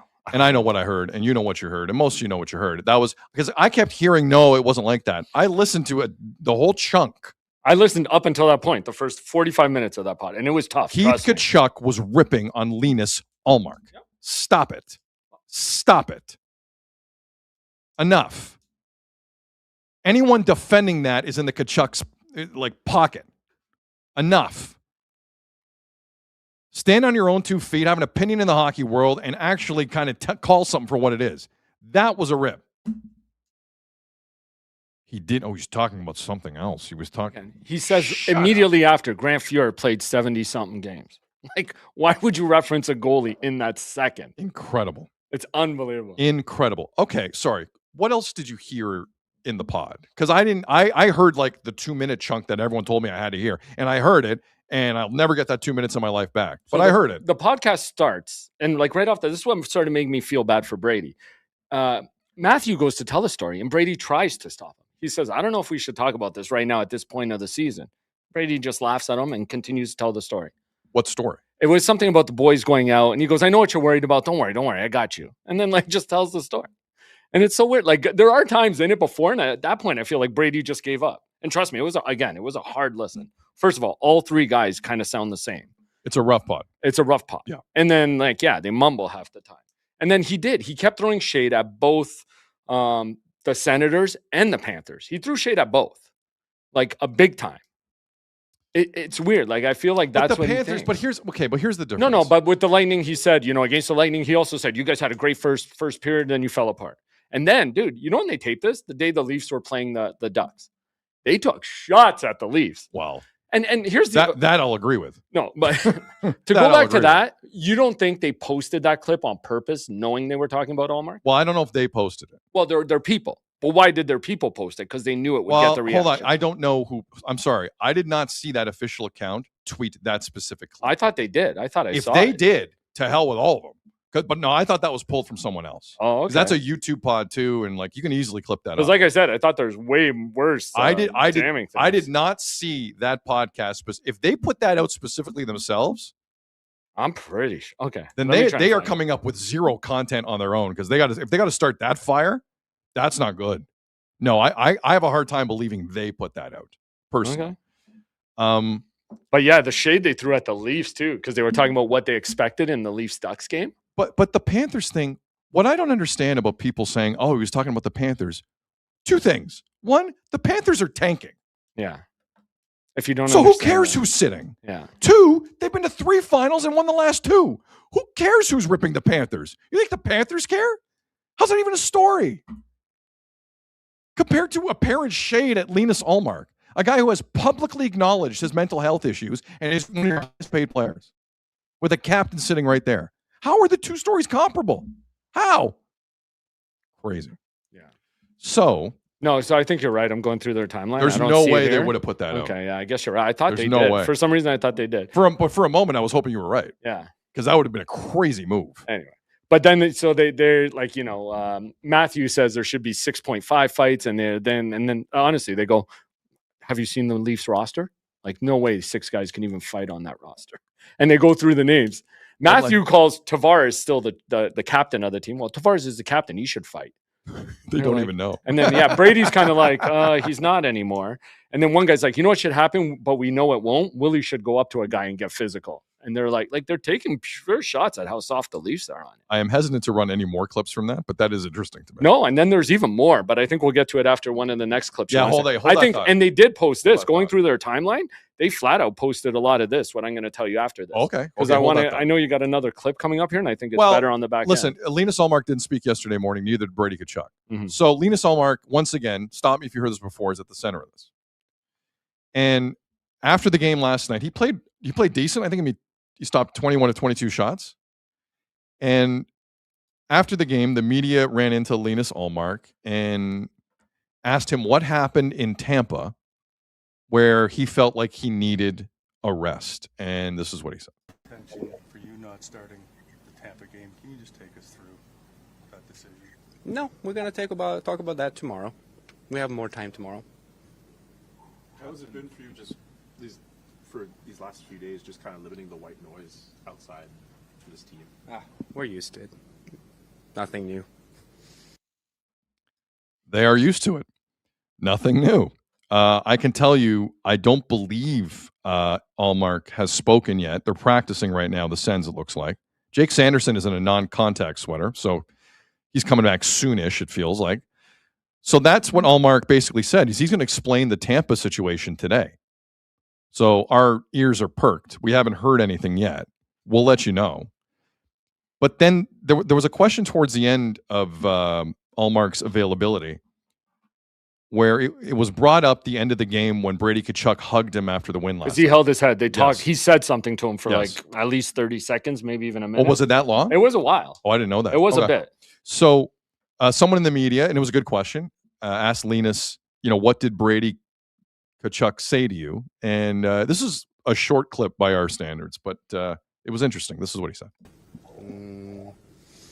No, it was just great game, that sort of thing. Lots of happy feelings. Lots of happy feelings. Well, they did win. Again, it was a huge day for the organization yesterday. And he had 21 saves, yeah. Huge day for the Ottawa Senators organization. The fact that this clip is still racing is crazy to me. Like, I just... What's wild to me is, like, if someone else on that pod starts doing that, who's not their dad, that happens. Sometimes there's a drink or two here flowing. It is what it is. That was their dad doing that. Yeah. Well, that's what I mean. You're putting your son in a position to have to go answer for all this after him. But you know what that says to me? Keith Tkachuk does not give a damn if his kid is in that market much longer. He doesn't. At all. And I think that is what people, in all seriousness, should be pulling away from it way more than they are. You don't think that the dinner discussions have happened with that crew over a couple? Oh, I'm pretty sure they have. Like Keith Tkachuk's not coming out with that from a vacuum. Like that's Keith Tkachuk wants nothing to do with that market and wants his son to have nothing to do with that market. I think in a way, this is good for Brady. Gives him more air cover. You can blame other people in the family. Yeah. In a way. But you're right. He doesn't care. But still, to have him explain that off like that, like that's the second most awkward exchange I've heard Brady Tkachuk have with the media this year. And the first one was awkward when Rumorgate happened in the dressing room the Saturday after it all went down. Like that's now multiple really strange media veils for Brady. Yep. There's a shelf life on that if you're both the organization and the player. There really is. Now you're not going to hear that from the organization publicly, but I can tell you if you're a player, there is a shelf life on that. Andrew in the chat, you guys can't afford to miss one day of work. Go Sick Media. All right. Thank you very much. Okay, so there was one more clip. Before you tell me what you think the future of Brady Tkachuk holds, because I did not listen to that whole podcast. You did, Well, I did, right? because I'll be honest with you. You know why? Since doing this, and you're talking about being on air, what I hate most is we put out those short clips after, and people just dive into it. Like, you missed this, or didn't talk about this. And like you said, people kept talking about, you have to listen to the whole clip. So I do like to get a whole sense of things. Yeah. And like I said, like throughout the whole pod, he took shots at the Sens. He took shots at the Panthers. Like they even offered to go get him more beer from the hotel or whatever he was doing. He brought and he's up like, Brady. no, because I hate your team. I'm so disappointed in your team. He hates Ottawa. He brought up his... No, sorry. He was talking about the Panthers at that point. Panthers. I'm sorry. Like he took shots at both teams throughout the entire pod because they did talk about the Sens early in it, and he took shots at them. But he also brought up like Brady's minutes under Travis Green. Yeah. Like just odd stuff from Keith Tkachuk. Just odd. Your kids are going to get destroyed for this. Like, what are you doing? Or they're going to have to go back in a room. You know there's going to be a mic in their face. They're going to have to answer for you. And again, what spot are you putting them in? Like, what's Brady supposed to say? And again, Brady fought them trying to talk about some stories at the beginning of that pod, and they just blew past them. Well, like, listen, I felt bad. I'm going to tell you something right now. If you're another NHLer hoping to get a podcast going, good luck after this experience because teams are watching this. Teams are watching exactly how this plays out with hockey players. Mm-hmm. And I'm all for hockey players being themselves. If you are creating stories in the market constantly, that is not a hockey world that exists yet that will accept that. NBA, NFL, maybe. The NHL isn't wired like that yet. They might one day. They're not. Especially Canadian markets where the access isn't plentiful to players. So if you're going to pull back the curtain like that, it is what it is. Yep. I agree. I'm sorry. Well, wait till I tell you this next part. Let's get to this clip because the next part's even more telling. Okay, so as you and I have talked about a lot on this show, Amazon's doing a hell of a job with hockey.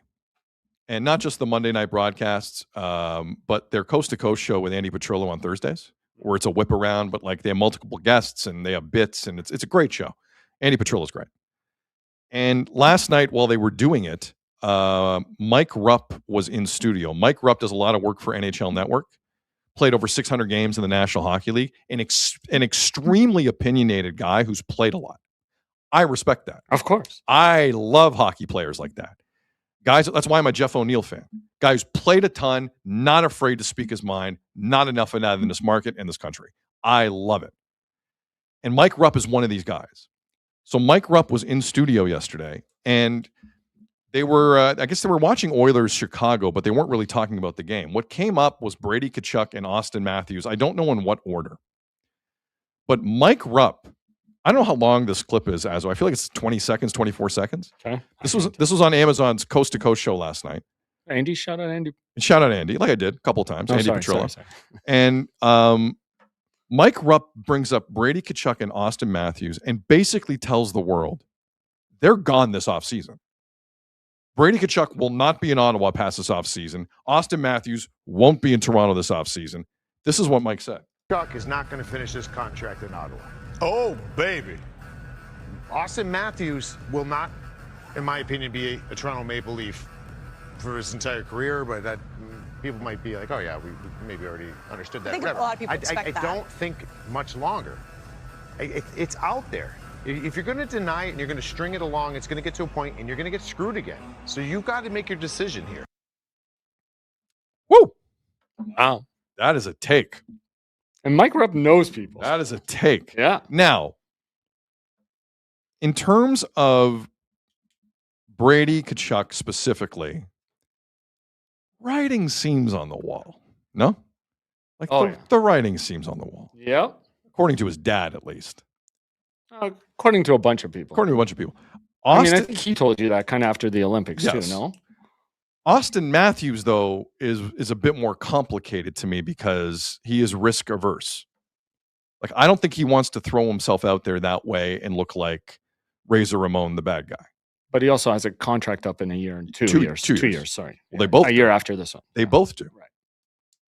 Mike Rupp basically told us Matthews and Brady Tkachuk are going to Minnesota. No. Why not? Huh? Why not? Because I'll tell you where Brady's going. Oh, because you... Okay, so hold on. Before you say this, Azzo said to me before the show, I listened to the podcast, and I'm like, I'm sorry for that. He's like, I know. But Yeah, Azzo... you owe me double time. I know. That's double time. That's triple time on Good Friday. But Azzo also said, I think I know where Brady wants to go when he leaves Ottawa. I go, what do you mean?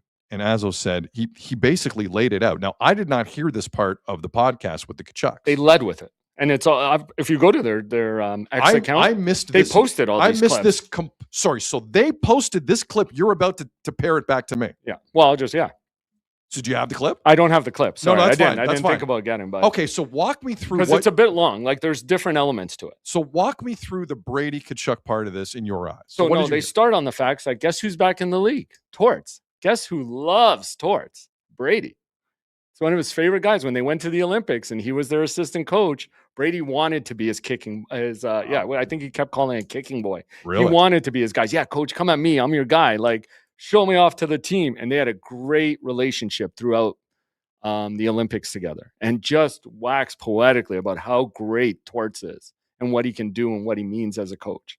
And then they talk about how much they love Vegas. And then they talk about Jack Eichel and how he's a pure number one center in this league. And that's the kind of guy you want. Keith starts talking about how great Jack Eichel is and how that's the number one center you want on the team. All of it. And just kept going back to how much Brady loves Torts and the great relationship they have. Vegas, eh? Yeah. But as a bunch of people in the chat are pointing out, does Vegas have like one first rounder in the next 15 years left after all the trades? But again, what do they have left? What you always said to me, if a guy like I don't know, yeah. No, but I think does he have a no movement? Brady? Yeah. Oh yeah. Yeah. So if he tells you that's the only place, what are you going to do? Let me triple check that on Brady, but I am 90% certain that Brady Tkachuk has a pretty ironclad no movement. I love everything about Torts as a coach. I think he's unreal, was a quote from this pod that they posted on their Twitter account. So I guess coach tampering is and again, allowed. How great the team's built and how Eichel's the number one center you need. That guy's for real. Like Keith just kept going on about it. Guys, and just the whole team. I got to be honest, because money is an issue in Vegas. Now, I know the cap's going up. I know the cap's going up. And it's going up by like $9 million, which would fit Brady Tkachuk into most people's caps right away. Right away. They put 3 posts out. The Tkachuks are huge fans of Golden Knights head coach John Tortorella. So he's awesome. He's a no-nonsense guy. He's honest. So this is from their Twitter account. These clips are being cut from the pod and put up about, which I never saw about John Tortorella in Vegas. Dude, the whole 10 minutes of the pod just going on about how great Torts is. But they're posting great relationship. But no, I want to be clear on this. Yes. But they're posting clips. I'm seeing 3 different ones on Torts from their pod. Fawning over Torts. Yes. I just read it says the Tkachuks are huge fans of Golden Knights head coach John Tortorella. He's awesome. Wow. He's a no-nonsense guy. He's honest. That's one. There's another one here about just Brady specifically. Cale Hillier in the chat reminds us, what if Torts doesn't make it? Torts has a contract for like the next 7 games and whatever. So we don't know if Torts is going to stay there. So maybe they're a package deal. The cap is going up by correct me if I'm wrong, chat, I think $9 million. Brady Tkachuk is an $8.2 million player. The second post, I love everything about Torts as a coach. I think he's unreal. And then the caption is it was Brady saying it. Matthew and Brady Tkachuk talk with Keith Tkachuk on the Vegas Golden Knights making the late season decision to hire John Tortorella. Here's the big question for Ottawa Senator fans right now. Because clearly it's the meme where Brady Tkachuk has a girl on his arm and is looking over his left shoulder at something else. Or if you want that's Brady. what's going on right now. Is there any way back?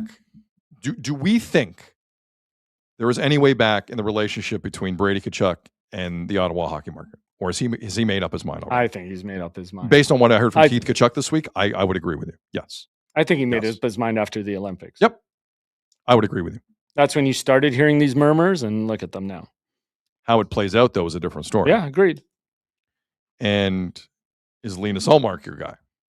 How about if the Leafs go get Torts and then, get Brady to come here with Austin, have the Americans bring the Maple Leafs back to life? I am on record as saying Torts should have been here at Christmas. Yeah, I know. Torts should have been in Toronto at Christmas, and you might have had something a little different. Could you sell that to Brady? The two Americans bringing the Leafs back to, prominence?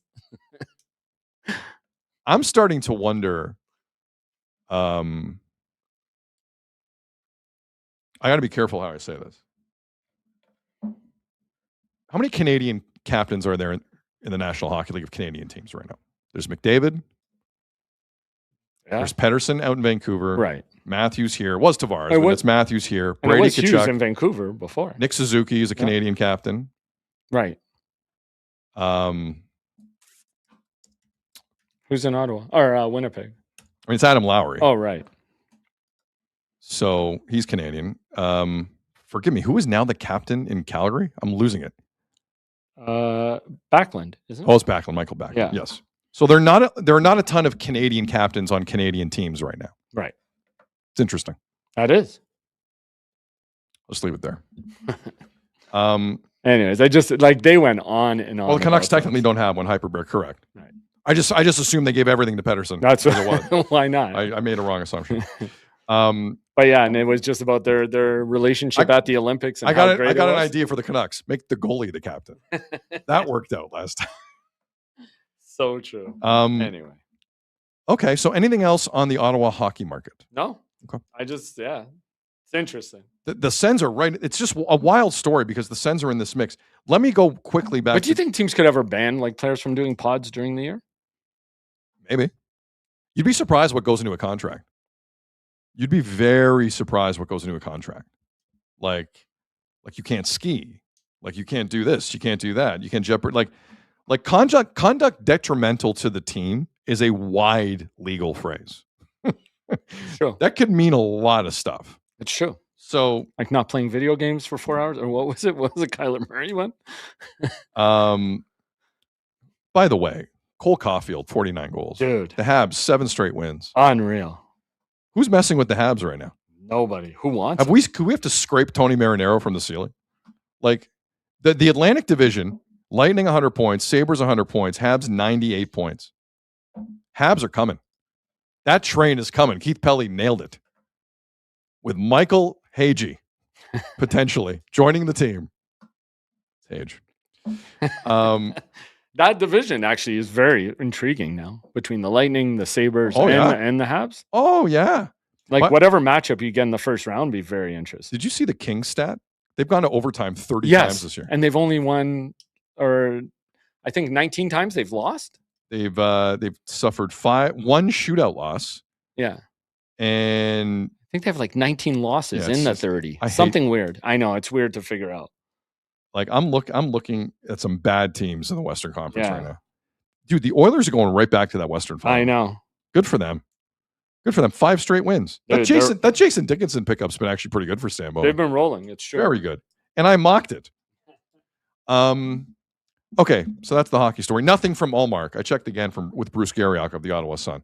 Linus Ullmark has not talked about it today after teasing that he would talk about the Tampa decision, as we now know it, last night. So we'll see how that plays out. The Jays are scheduled to get going here a little after 2 p.m. Eastern against the Chicago White Sox. Toronto's 4-2 on the season. I missed them yesterday. I think we all missed them. Yeah. I didn't miss the bats going quiet against Colorado. I'll tell you that. But the Jays are throwing Dylan Cease out there. Dylan Cease came in second in Cy Young voting with the White Sox in 2022. So he has some history in that ballpark. He's taken on Grant Taylor. Warm-up game before the Dodgers series? Warm-up series before the Dodgers series. Yeah, true. Do the Jays look ahead and take Chicago for granted. Is that Murakami guys hitting for them than like they have some guys who are hitting a little bit for sure. But I think Colorado got their attention personally. I think so too. I think, and with the off day and the numbness of Cody Ponce and what happened to him and his knee, like I think I say the Jays, famous last words. I say the Jays come out and take 2 of 3 this weekend against a team that is still a disgrace. Well, what happens in that third game? We still haven't been told, right? To make up for Ponce. Right now, it's a bullpen game. Which is going to be interesting because it's Dylan Cease today, Eric Lauer tomorrow. Right now, nothing for Sunday, so we'll see. Former Jay Anthony Kay is throwing tomorrow for the White Sox. Really? So you know, yes. Vladdy needs a big home run according to Kale. Yeah, but we always do this with Vlad early in the season, don't we? Yeah, we got to get going. But I thought we thought it would be different because of the WBC. Like, did the WBC kind of ruin it? Because you saw how excited he was getting playing there. Maybe he was hitting bombs, and they were playing some like they mercied half their opponents. So it was like they were playing lesser teams too, and he still showed up. The chat is correcting us. Lauer has been pushed to Sunday. Oh, really? So Eric Lauer will pitch Sunday. He's feeling under the weather, so bullpen game tomorrow. All right. Hey, listen, Dylan Cease, go 7. Or will the Jays even allow him to go 7? I don't know. Yeah, they will. He threw what did he throw? He threw 90 pitches, I believe, last time. Yeah. Our Zoran in the chat, are we live? Yes, we are live. We got that update live. It's 1:41 in 7 seconds on a Friday afternoon. So speaking of the bullpen, I want to throw this at you. John Morosi, one of the nicest guys in this business, right? I've heard some terrible things. I'm kidding. He's one of the nicest guys. He went on Blair and Barker yesterday. I think he might have ended. Well, not ended, but I came on here yesterday saying you got to give Little some space and a chance. He might have to go to Buffalo, work some things out. He has a bigger problem than I thought. Morosi went on Blair and Barker yesterday, best baseball show I know. And he was talking about, like, he was looking at Little, and he got an MLB Network researcher to look up the lack of balls in the zone for Little. You know what they found out? Just this season? Oh, no, sorry, from the beginning of last season. And this season. So even when he was kind of good for parts last season. Right. Okay. And they double and triple check this number, and he has the most pitches outside of the zone of any qualifying pitcher since the start of last year. Less than 40% of his pitches are in the strike zone. Say that again. Less than 40% of his pitches are in the strike zone. But where does he rank? You had a rank in there. The most pitches of any qualifying pitcher. The most pitches outside of the strike zone of any qualifying pitcher since the start of last year. That's how we phrased it. But guess what? John Schneider trusts him. Dude, at this point, I think you got John Schneider trusts him. That's what he keeps telling me. And in a system where there's ABS now, but they're also like getting hits on it. Because listen, when you're missing the zone, then you start trying to aim it instead of throw it. And that's where he's probably getting in trouble with these hits. And you saw him last time. After he gave up the hit, he made an adjustment and he came back okay. I think you have to send this guy down and make him make those adjustments in Buffalo. You can't afford to have him doing it live on the mound here, especially with a taxed bullpen, a starter down. Like, you can't have this guy. I don't care. I don't care if he's lefty, righty. Just give me your best reliever from Buffalo and get him up here. Or how about this? Don't have him do it live during the ALCS in the World Series. Well, no, but we're talking about right now. Like, I don't want this. I'm talking ACL's World Series. No, I know, but you got to get there, right? We got to get there. Hyper Bear in the chat. Ouch. Dude, that was a crazy stat. Like, I've been on Little's side. Like, hey, just give him a chance. Maybe he can make some adjustment. Because everybody knows he put in the work. Like, I feel bad for the guy. And I thought maybe it was in his head a little bit. Ooh. No, dude. Less than 40% of his pitches in the strike zone. Like, you can't defend But you also can't have a bullpen with one lefty in Fluhardt. I think you have to right now, Sid. Like, what else do? You can't have this guy out there. You can't have this guy on the mound with a rotation that's short a guy. And, like, he can't be making adjustments. But guys, and I'm talking... Especially if Ty France can't perform. Or, who was it last time had a bad outing? Like, you need guys. Tommy Nance? Tommy Nance. Nance. Ty France is the hitter, the first baseman. Sorry, Tommy Nance. Guys, we need to have a conversation here amongst us about the Jays and the bullpen. But we have. No, but I'm having a different conversation. Okay. Allow me to pitch this. They think it's good. What do you mean? How many new relievers came in aside from Tyler but like Rogers? You said, I think it's a quick wake-up call for Schneider. He hasn't been joking. No, I completely disagree with you. Schneider might know, but Schneider might know. Schneider doesn't know. Schneider knows what he's told to know. But what do you want him to do? Like, now this is what he's given, to your point. I want him to tell the GM, I'm not. Do you know what would Buck Showalter do in this situation? You know what he would do? He would take this reliever and bury him in the pen and teach the GM a lesson. If you're going to mess with me like this, I'm going to mess with you. That goes for an NHL coach, a basketball coach. At some point, you have to stick up for yourself. If the GM is going to keep screwing you over like this with a lefty who is awful, I have to retort. But instead, he's just like, okay. And he keeps throwing Brendan Little out there and saying, we trust all our guys. I think Schneider needs the stones with a 2-year extension in his back pocket to finally say to someone in that organization, specifically Ross Atkins, enough with the pen. I am not putting out people who are trash to make you feel better about yourself. Guys, they're not moving off this. Ross Atkins thinks this is a good pen. It cost them the World Series. He thinks they're good. I'm not going around the horn on this every day. Yeah. They should do this. They should do that. I'll talk about the rotation. I'll talk about Savage's usage. I'll talk about Vladdy. I'll talk about, is it Sanchez in left? Do you send down Davis Schneider? I'll have all those discussions. This is what Ross Atkins has given his manager. I know. But you can't parade this guy out on a major league mound anymore. So what's your suggestion? Just give me one lefty in the pen. Yeah.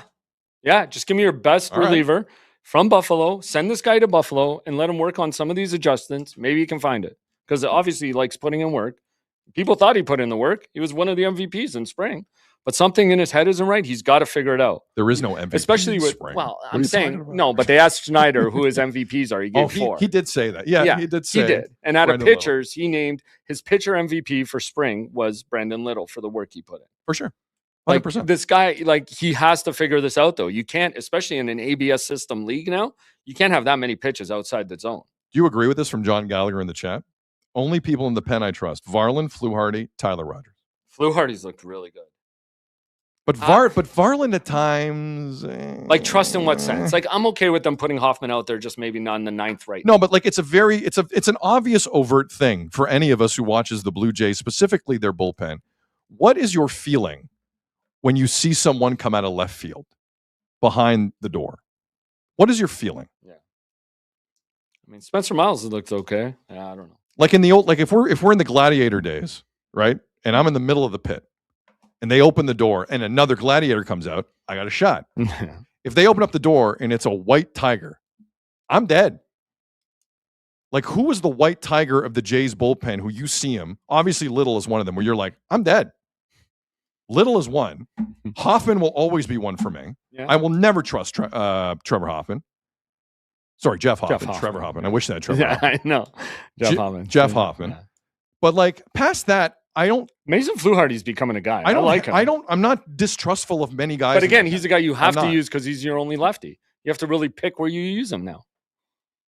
I'm just he's going to be important in that Dodgers series against Shohei and some of their lefties. But the problem is, Azzo, the Jays really didn't pay for it last year until right at the end. Right. No, agreed. So they just think they were unlucky. No. They don't think they don't have a good pen. They thought they got unlucky. So nothing changes. And again, what do a lot of the Hoffman defenders say? Because they overused him at the beginning of the year. Well, guess what, guys? We're about to go down this road again. Didn't he come out with a 5-run lead the other day? What was the lead he had when they brought him out? A couple, yeah. It was a crazy lead. Yeah. No, but what was the defenders are like, well, he got overused at the beginning of the season. Well, we're about to go down that path again. Yep. 100%. Anyway. Kira in the chat, Trevor Hoffman, Hall of Fame. Correct. If he was a J, I would like it. Much time we got? Damn, not too much. And the Yankees are, dude, have you seen what the Yankees pitching staff is doing? It's been pretty good without Garrett Cole. Huh? It's been decent. It is from MLB Network. Yankees starters have allowed just 2 earned runs, 0.53 ERA through the first 6 games of the season. Look at this. Yeah, but you know what? They still have Trent Grisham, so they suck. Or this one from Sarah Langs.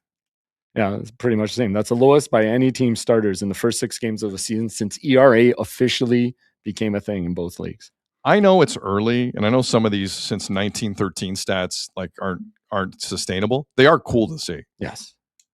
Like the Kevin Gausman, first pitcher with 10 Ks, no walks, first 2 starts since 1900. Holy cow. Yeah, agreed. That's a crazy number. Crazy number. And then, you know what's really bugging me? The Cam Schlittler stuff First pitcher in Yankees history with 0 runs, 0 base on balls, and 15 plus Ks in any 2 games. Holy Schlittler. Like, buddy, but this was supposed to be the matchup. Wow. This is why the Trey Savage thing is driving me nuts. Because it should be him versus Savage as the future. And it will be. Yeah, I hope so. What, you don't think it will be? No, but they didn't mess around. They're not messing around. The Yankees are here to win. I'm going to steal this one from, who did I get this from? What do you call it? Barstool. Every time the Yankees have started 5-1, which is crazy considering it's only 6 games, with a plus 18 run differential. They get to a World Series. Yeah. Whatever. Not this year, Jack. Jays. I hope not. In the face with the Jays. By the way, I do want to mention it quickly because I've been teasing you with it all week. Did you see the reports about the Yankees and Skeens? So there were reports that the Yankees made an offer to the Pirates of 4 of their top prospects. Was Michael Hagee one of them? No, he's not in New York. And then this was the article John Heyman put out. Pirates are so against trading Skeens, they wouldn't even listen to the Yankees' offer. But the New York Yankees, believing there may be reason to think Skeens wants to be in New York, true or not, will likely try again down the road. When did the Pirates care? Yeah. Like, what did I miss? So I found this. They signed guys this offseason. Like, they tried to sign others. No, because they knew they got stuff in the pipeline, man. Like, they do. Like, Connor Griffin's for real. It's just jarring for me to see Pittsburgh care about their team because they haven't for a decade. It is crazy because then, like, Foul Territory put this out and they had Jim Bowden on and they were asking him about, because this was the rumor, that Cam Schlittler was a part of the package they offered them. Oh, that would have been good. Yeah, plus 3 other prospects who, by the way, so Bowden goes, if the Pirates reject, if this was the offer, because nobody can confirm it, and they turned it down, they made a mistake, the Pirates. Because Schlittler is like an ace. He said Spencer Jones, who throws regular 102 pitches, is either top line starter or like an impact closer. LaGrange, or who was it? Lombard, I think, is their best positional player. He can play second, short, or third. And LaGrange is somebody he thinks can go 30 for 30 every year, like 30 home runs and 30 steals every year. Like, I'm glad for Pirate fans that got turned down. But like, there's no way Skeens is staying there. Like, I'd be stunned if he resigned in Pittsburgh. Let's get to the question. That's what other people say. He's not resigning in Pittsburgh. But if they sign Connor Griffin, not like they have to try and get Skeens too. I mean, for those who aren't up on the Connor Griffin story, the top prospect in baseball, Connor Griffin, is he the top prospect? I believe so. 19 years old, shortstop, 6'4", 220 pounds. He had a crazy game against the Red Sox in spring training where he hit 2 like out of the park or close to it. And then he struggled. They sent him down for the first week and a half of the season. He was hitting .430 in AAA. And it looks like they're about to sign this kid. He's making his debut today in Pittsburgh. And because I think it's their home, it's their home opener, right? And they're going to sign him to a 9-year, reportedly $140 million contract. So Connor Griffin is going to be, all of a sudden, the Pirates out of nowhere must-watch television in Major League Baseball with Skeens and now this kid. Right. But if you lock up one, wouldn't you want to lock up the other? So I think they've tried. Well, I'm sure they'd like to, but he doesn't have to sign a damn No, thing, he Paul doesn't. Skeens. And if that's true that he wants to be in New York, like now you just made a bidding war with the Mets too. I guarantee you, he is not re-signing with the Pittsburgh Pittsburgh. Yeah, I don't think so either. There's no way Paul I don't Skeens think is doing anybody that. believes he will. By the way, today, the home opener for Pittsburgh today, I believe it's at 4:25 or 4:15. Anytime, I didn't realize this was the case. Every time the Pirates start at that time at home, it's in honor of their area code. Come on. I didn't know that. No, I didn't know that either. And I saw a tweet. Somebody said, "So, what hilarious start times would there be in other cities if they did the same thing?" That's a great thing. But apparently, that's what the Pirates have been doing forever, and I just haven't realized it. Skeens had a better second start, huh? Look at this though. Skeens ERA following each game. So after game 1, he had a 67.5 ERA. Dude, you're Brian Kenny today with the baseball stuff. Game 2, 9.53. So he brought it down significantly, but then he needs to pitch 21.2 consecutive scoreless innings to get season ERA under 2. Wow. Which is what I believe he had last year, right? Yeah. The Paul Skeens is going to be okay this season. Oh, but you want stats? Yeah. I got a stat for Do you. You? Okay, let's go. So last night, the Mets dropped to 3-4. They were in San Francisco. San Francisco sucks, and they lost to San Francisco. And they look like they're going to implode already. So they're yelling at each other for catching balls. Yeah, they're not. Matt Chapman's not a happy camper there. But Bo Bichette's been a story. Has he? Yep. Bo Bichette, new Mets third baseman, has been a story. And I saw this tweet. and it kind of broke down the issues that Bo is having, not only this year, but going back to the end of this Jays era. Right. And it reads as follows. Bo Bichette is down 3.5 miles per hour on his bat speed since 23. So it's the equivalent of Austin Matthews losing juice on his shot. And he goes on to write, he has barreled up 0 balls this year. And this was before action last night, because he actually drove in a run last night, Bo. But this was going into action last night in San Francisco. In terms of qualified batters this year for bat speed, out of 196 players, he ranks 189. Bo Bichette, listen, we all know Bo Bichette swings for the fence normally. If he's lost some speed, he doesn't. Oh, please. If Dude, he's he led the league in hits. What do you mean? Yeah, and every time he was aiming for the fence. If he has lost this much speed on his bat, this year with the Mets for both player and team will be a disaster, and I applaud the Toronto Blue Jays for not capitulating and just giving this sourpuss everything he wanted. They did the exact thing they should have done, which is, we'll offer you something. We're not giving you 40. No, thank Cohen for Get this. out of here. Because nobody was matching that money. Like, let Cohen have him. It's crazy. My only thing to that is he's dealt with injuries since that year or since that time. It's the beginning of the season. Like, I don't know how much I put in that, but yeah, I mean, barreled up a ball pretty good in Game 7. Yeah, Game 7. That's and we all remember that's the most memorable part of Game 7. And we all remember. One more clip here I want to play. Well, hold on, but okay. What do you got? I just got one more baseball thing. Go ahead, we got time. The craziest concession thing I've seen in a while. The Texas Rangers are doing. No, hold on. That's the closer. That's the closer? Keep that for the closer. Okay. I thought since we were No, keep that for the all closer. right. Did you see what happened in Kansas City last night? So, Royals are taking on the Twins. Royals lost the game. So before the game, they tell Salvador Perez, the future Hall of Fame catcher of the Royals, you're DHing tonight. You're not catching. He's an older guy, right? So when an older guy is told you have the night off as a DH, it's a big deal. Yeah. So he's earned it. The kid who was going to catch, 22-year-old Carter Jensen, about 2 hours before the game, nobody knows where Carter Jensen is.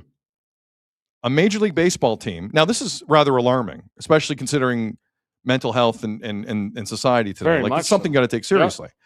So the Royals' top prospect, or one of their top prospects, who was going to catch, is nowhere to be seen. Like, they call his parents. Yeah. The Royals are concerned. And they run over to Salvador Perez and say, Salvi, I think it's his nickname. Yeah. Salvi. We need you. I'm sorry. You got to suit up. You got to catch. Now, that's a whole different type of prep for an older guy. Okay? When you DH in baseball at that age, you have the day off.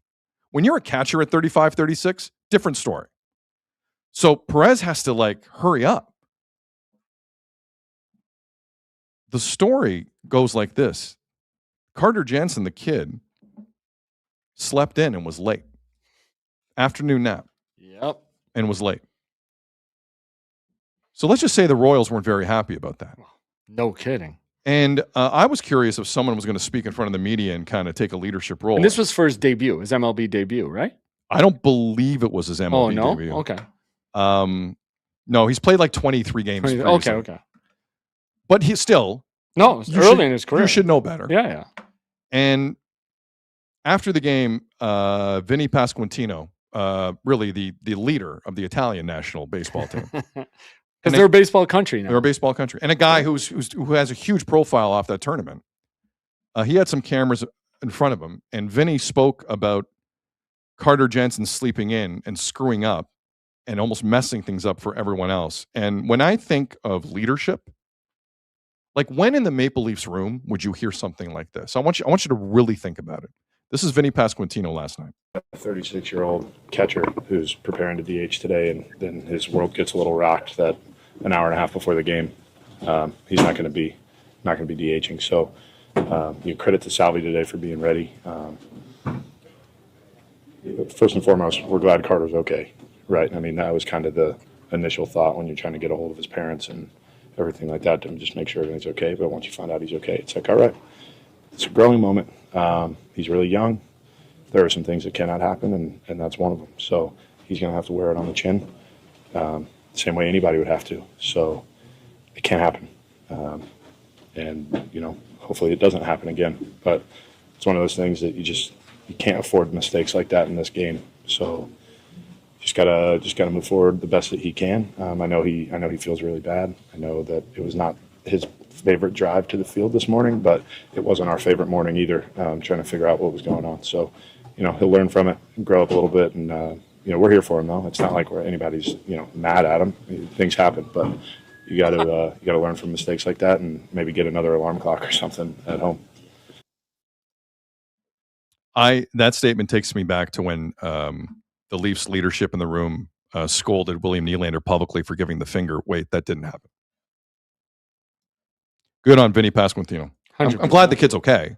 Of course. But that's a dumb move, and he probably won't do it again. When hitting snooze goes wrong. Yep. Jeez. See? Only hit your snooze only hit your snooze once, guys. I'm telling you. It'll change your life. Oh, man. Just once. Can you imagine? Yeah, I see. Because I knew he was young. Just He's 22, right? Like, man. 22. He's played. That's a big mistake. Again, I think this is game 23 or 24 for him in the majors. But it's a big opportunity no matter what. Yes. Like, you can't mess that up. Oh, my God. And I also just want to, again, express my love. I know Italian sports fans have been mad at me this week. I love Vinny Pasquantino. Yes. Love Vinny Pasquantino. Let's close with your thing. So, do you want to do some basketball quickly? No, we're good. We're good. The Lakers are not as good as they think they are. And now Doncic is hurt. They lose by 43 to OKC last night. They got killed by OKC. The NBA regular season is becoming the most irrelevant regular season in professional sports. I agree. Irrelevant. Do not believe the NBA in the ratings for this season. It's a lie. I have never talked less to fans about a regular season in the NBA in my life than this one. And the record was the one before. It's getting worse. This league is becoming irrelevant. The top end teams, I'm there for the conference finals. I will not move. I'm there for San Antonio, OKC. I'm there for Detroit, Boston, or Cleveland, Boston, or whatever. This NBA regular season is now a joke, and it's not worth watching. I love basketball, so I will watch it. But man, is it tough. I'm having an easier time watching the Leafs, if I'm being honest, than this. I don't disagree with you. A 43-point loss. They're the third team in the West, the Lakers. What the hell's going on in that league? Crazy. It's a joke. Okay. Raptors Grizz tonight. Finally. Can the Raptors stay in the play? If the Raptors lose this game tonight, I'm throwing things Monday. No. Around the studio. What are you going to throw? I won't hit Betway. What are you going to throw? I'm not going to hit your side. Okay. Oh, so you're going to throw it this way at me? At Azzo way. not Betway. Azzo's way. Show the picture of the food. So Texas put out a new concession item. It's a sombrero full of nachos. So look at this. For the listening audience, this is ridiculous. Imagine you wore a hat. I rarely like to show the food stuff because the listening audience gets a little lost. It's not fair to them. But you can literally put it on your head. It's a hat. Cardboard, maybe. I don't even know what that is. The middle of the hat is nacho cheese, and there's nothing but nachos and the cheese stuff around it. And you pick away at your hat, and you dip it in the top of your hat, and you eat what's in the hat. And it's one of the sexiest things I've ever seen in my life. Come on, no way. I would do this I would do this over the 999 challenge any day of the week. I agree with that, maybe. This nacho hat is amazing. You better know the people sitting behind you, though, if you're actually wearing this, and they're just picking at your food, too. See, that's where fights happen. Yeah, no doubt. Don't touch my hat. I know. Don't touch my hat. I agree. That's my hat. It's so ridiculous. Mine. Of course, only in Texas. Look at that thing. Don't touch my hat. Oh, man. Oh, wow. John in the chat, wouldn't that get your shirt dirty? Yes, it would. Definitely. Of course it would. You better get a bib with that. Yes. According to Snackatoba, that is stolen from a Springfield football team. Oh, really? Brilliant idea. Yeah. The best idea in life are stolen, guys. little known secret. Yeah. All right. Now I'm hungry all of a sudden. I know, me too. I'm starving. Anything else, Azza? What's open today? Don't eat meat, though. I already did. I know, you fool. But now do I go full meat? No. Or do I still not try and eat that depends. No meat tomorrow, then. I don't feel good about it. I know. I just screwed up. It's like a sin. I screwed up. It's pretty much a sin. Anyway. But happy Easter. Happy Easter. Good day off show for everyone else. I had fun coming in. Thanks for letting me come in. For all of you who are watching live, because we are live. Wait, you going to do the Santander update, though? Do we have time? I was getting to that. So I want to say a thing first. To all of you listening live and or watching live and listening on the pod, we appreciate you. Hit like and subscribe in all the places. And if you want to support the show, that is the easiest way to do it. It is our version of passing around a hat, maybe filled with nachos. You never know. Apologies. We were going to get to Anthony Santander, but we ran out of time. You could have done it instead of saying all that. No, we just ran out of time. On behalf of Jeff Azzopardi and everyone here at Sick Media, my name is Sid. You have been watching and listening to the Sid Seixeiro Show, powered by Sick Media. Enjoy the rest of your day. Enjoy the rest of your weekend. Let's see what Monday brings. Take care. We'll talk then. And that's a wrap. Hope you don't miss us too much until next time. Follow the Sid Seixeiro Show on YouTube, X, Instagram, Facebook, and wherever you get your podcasts.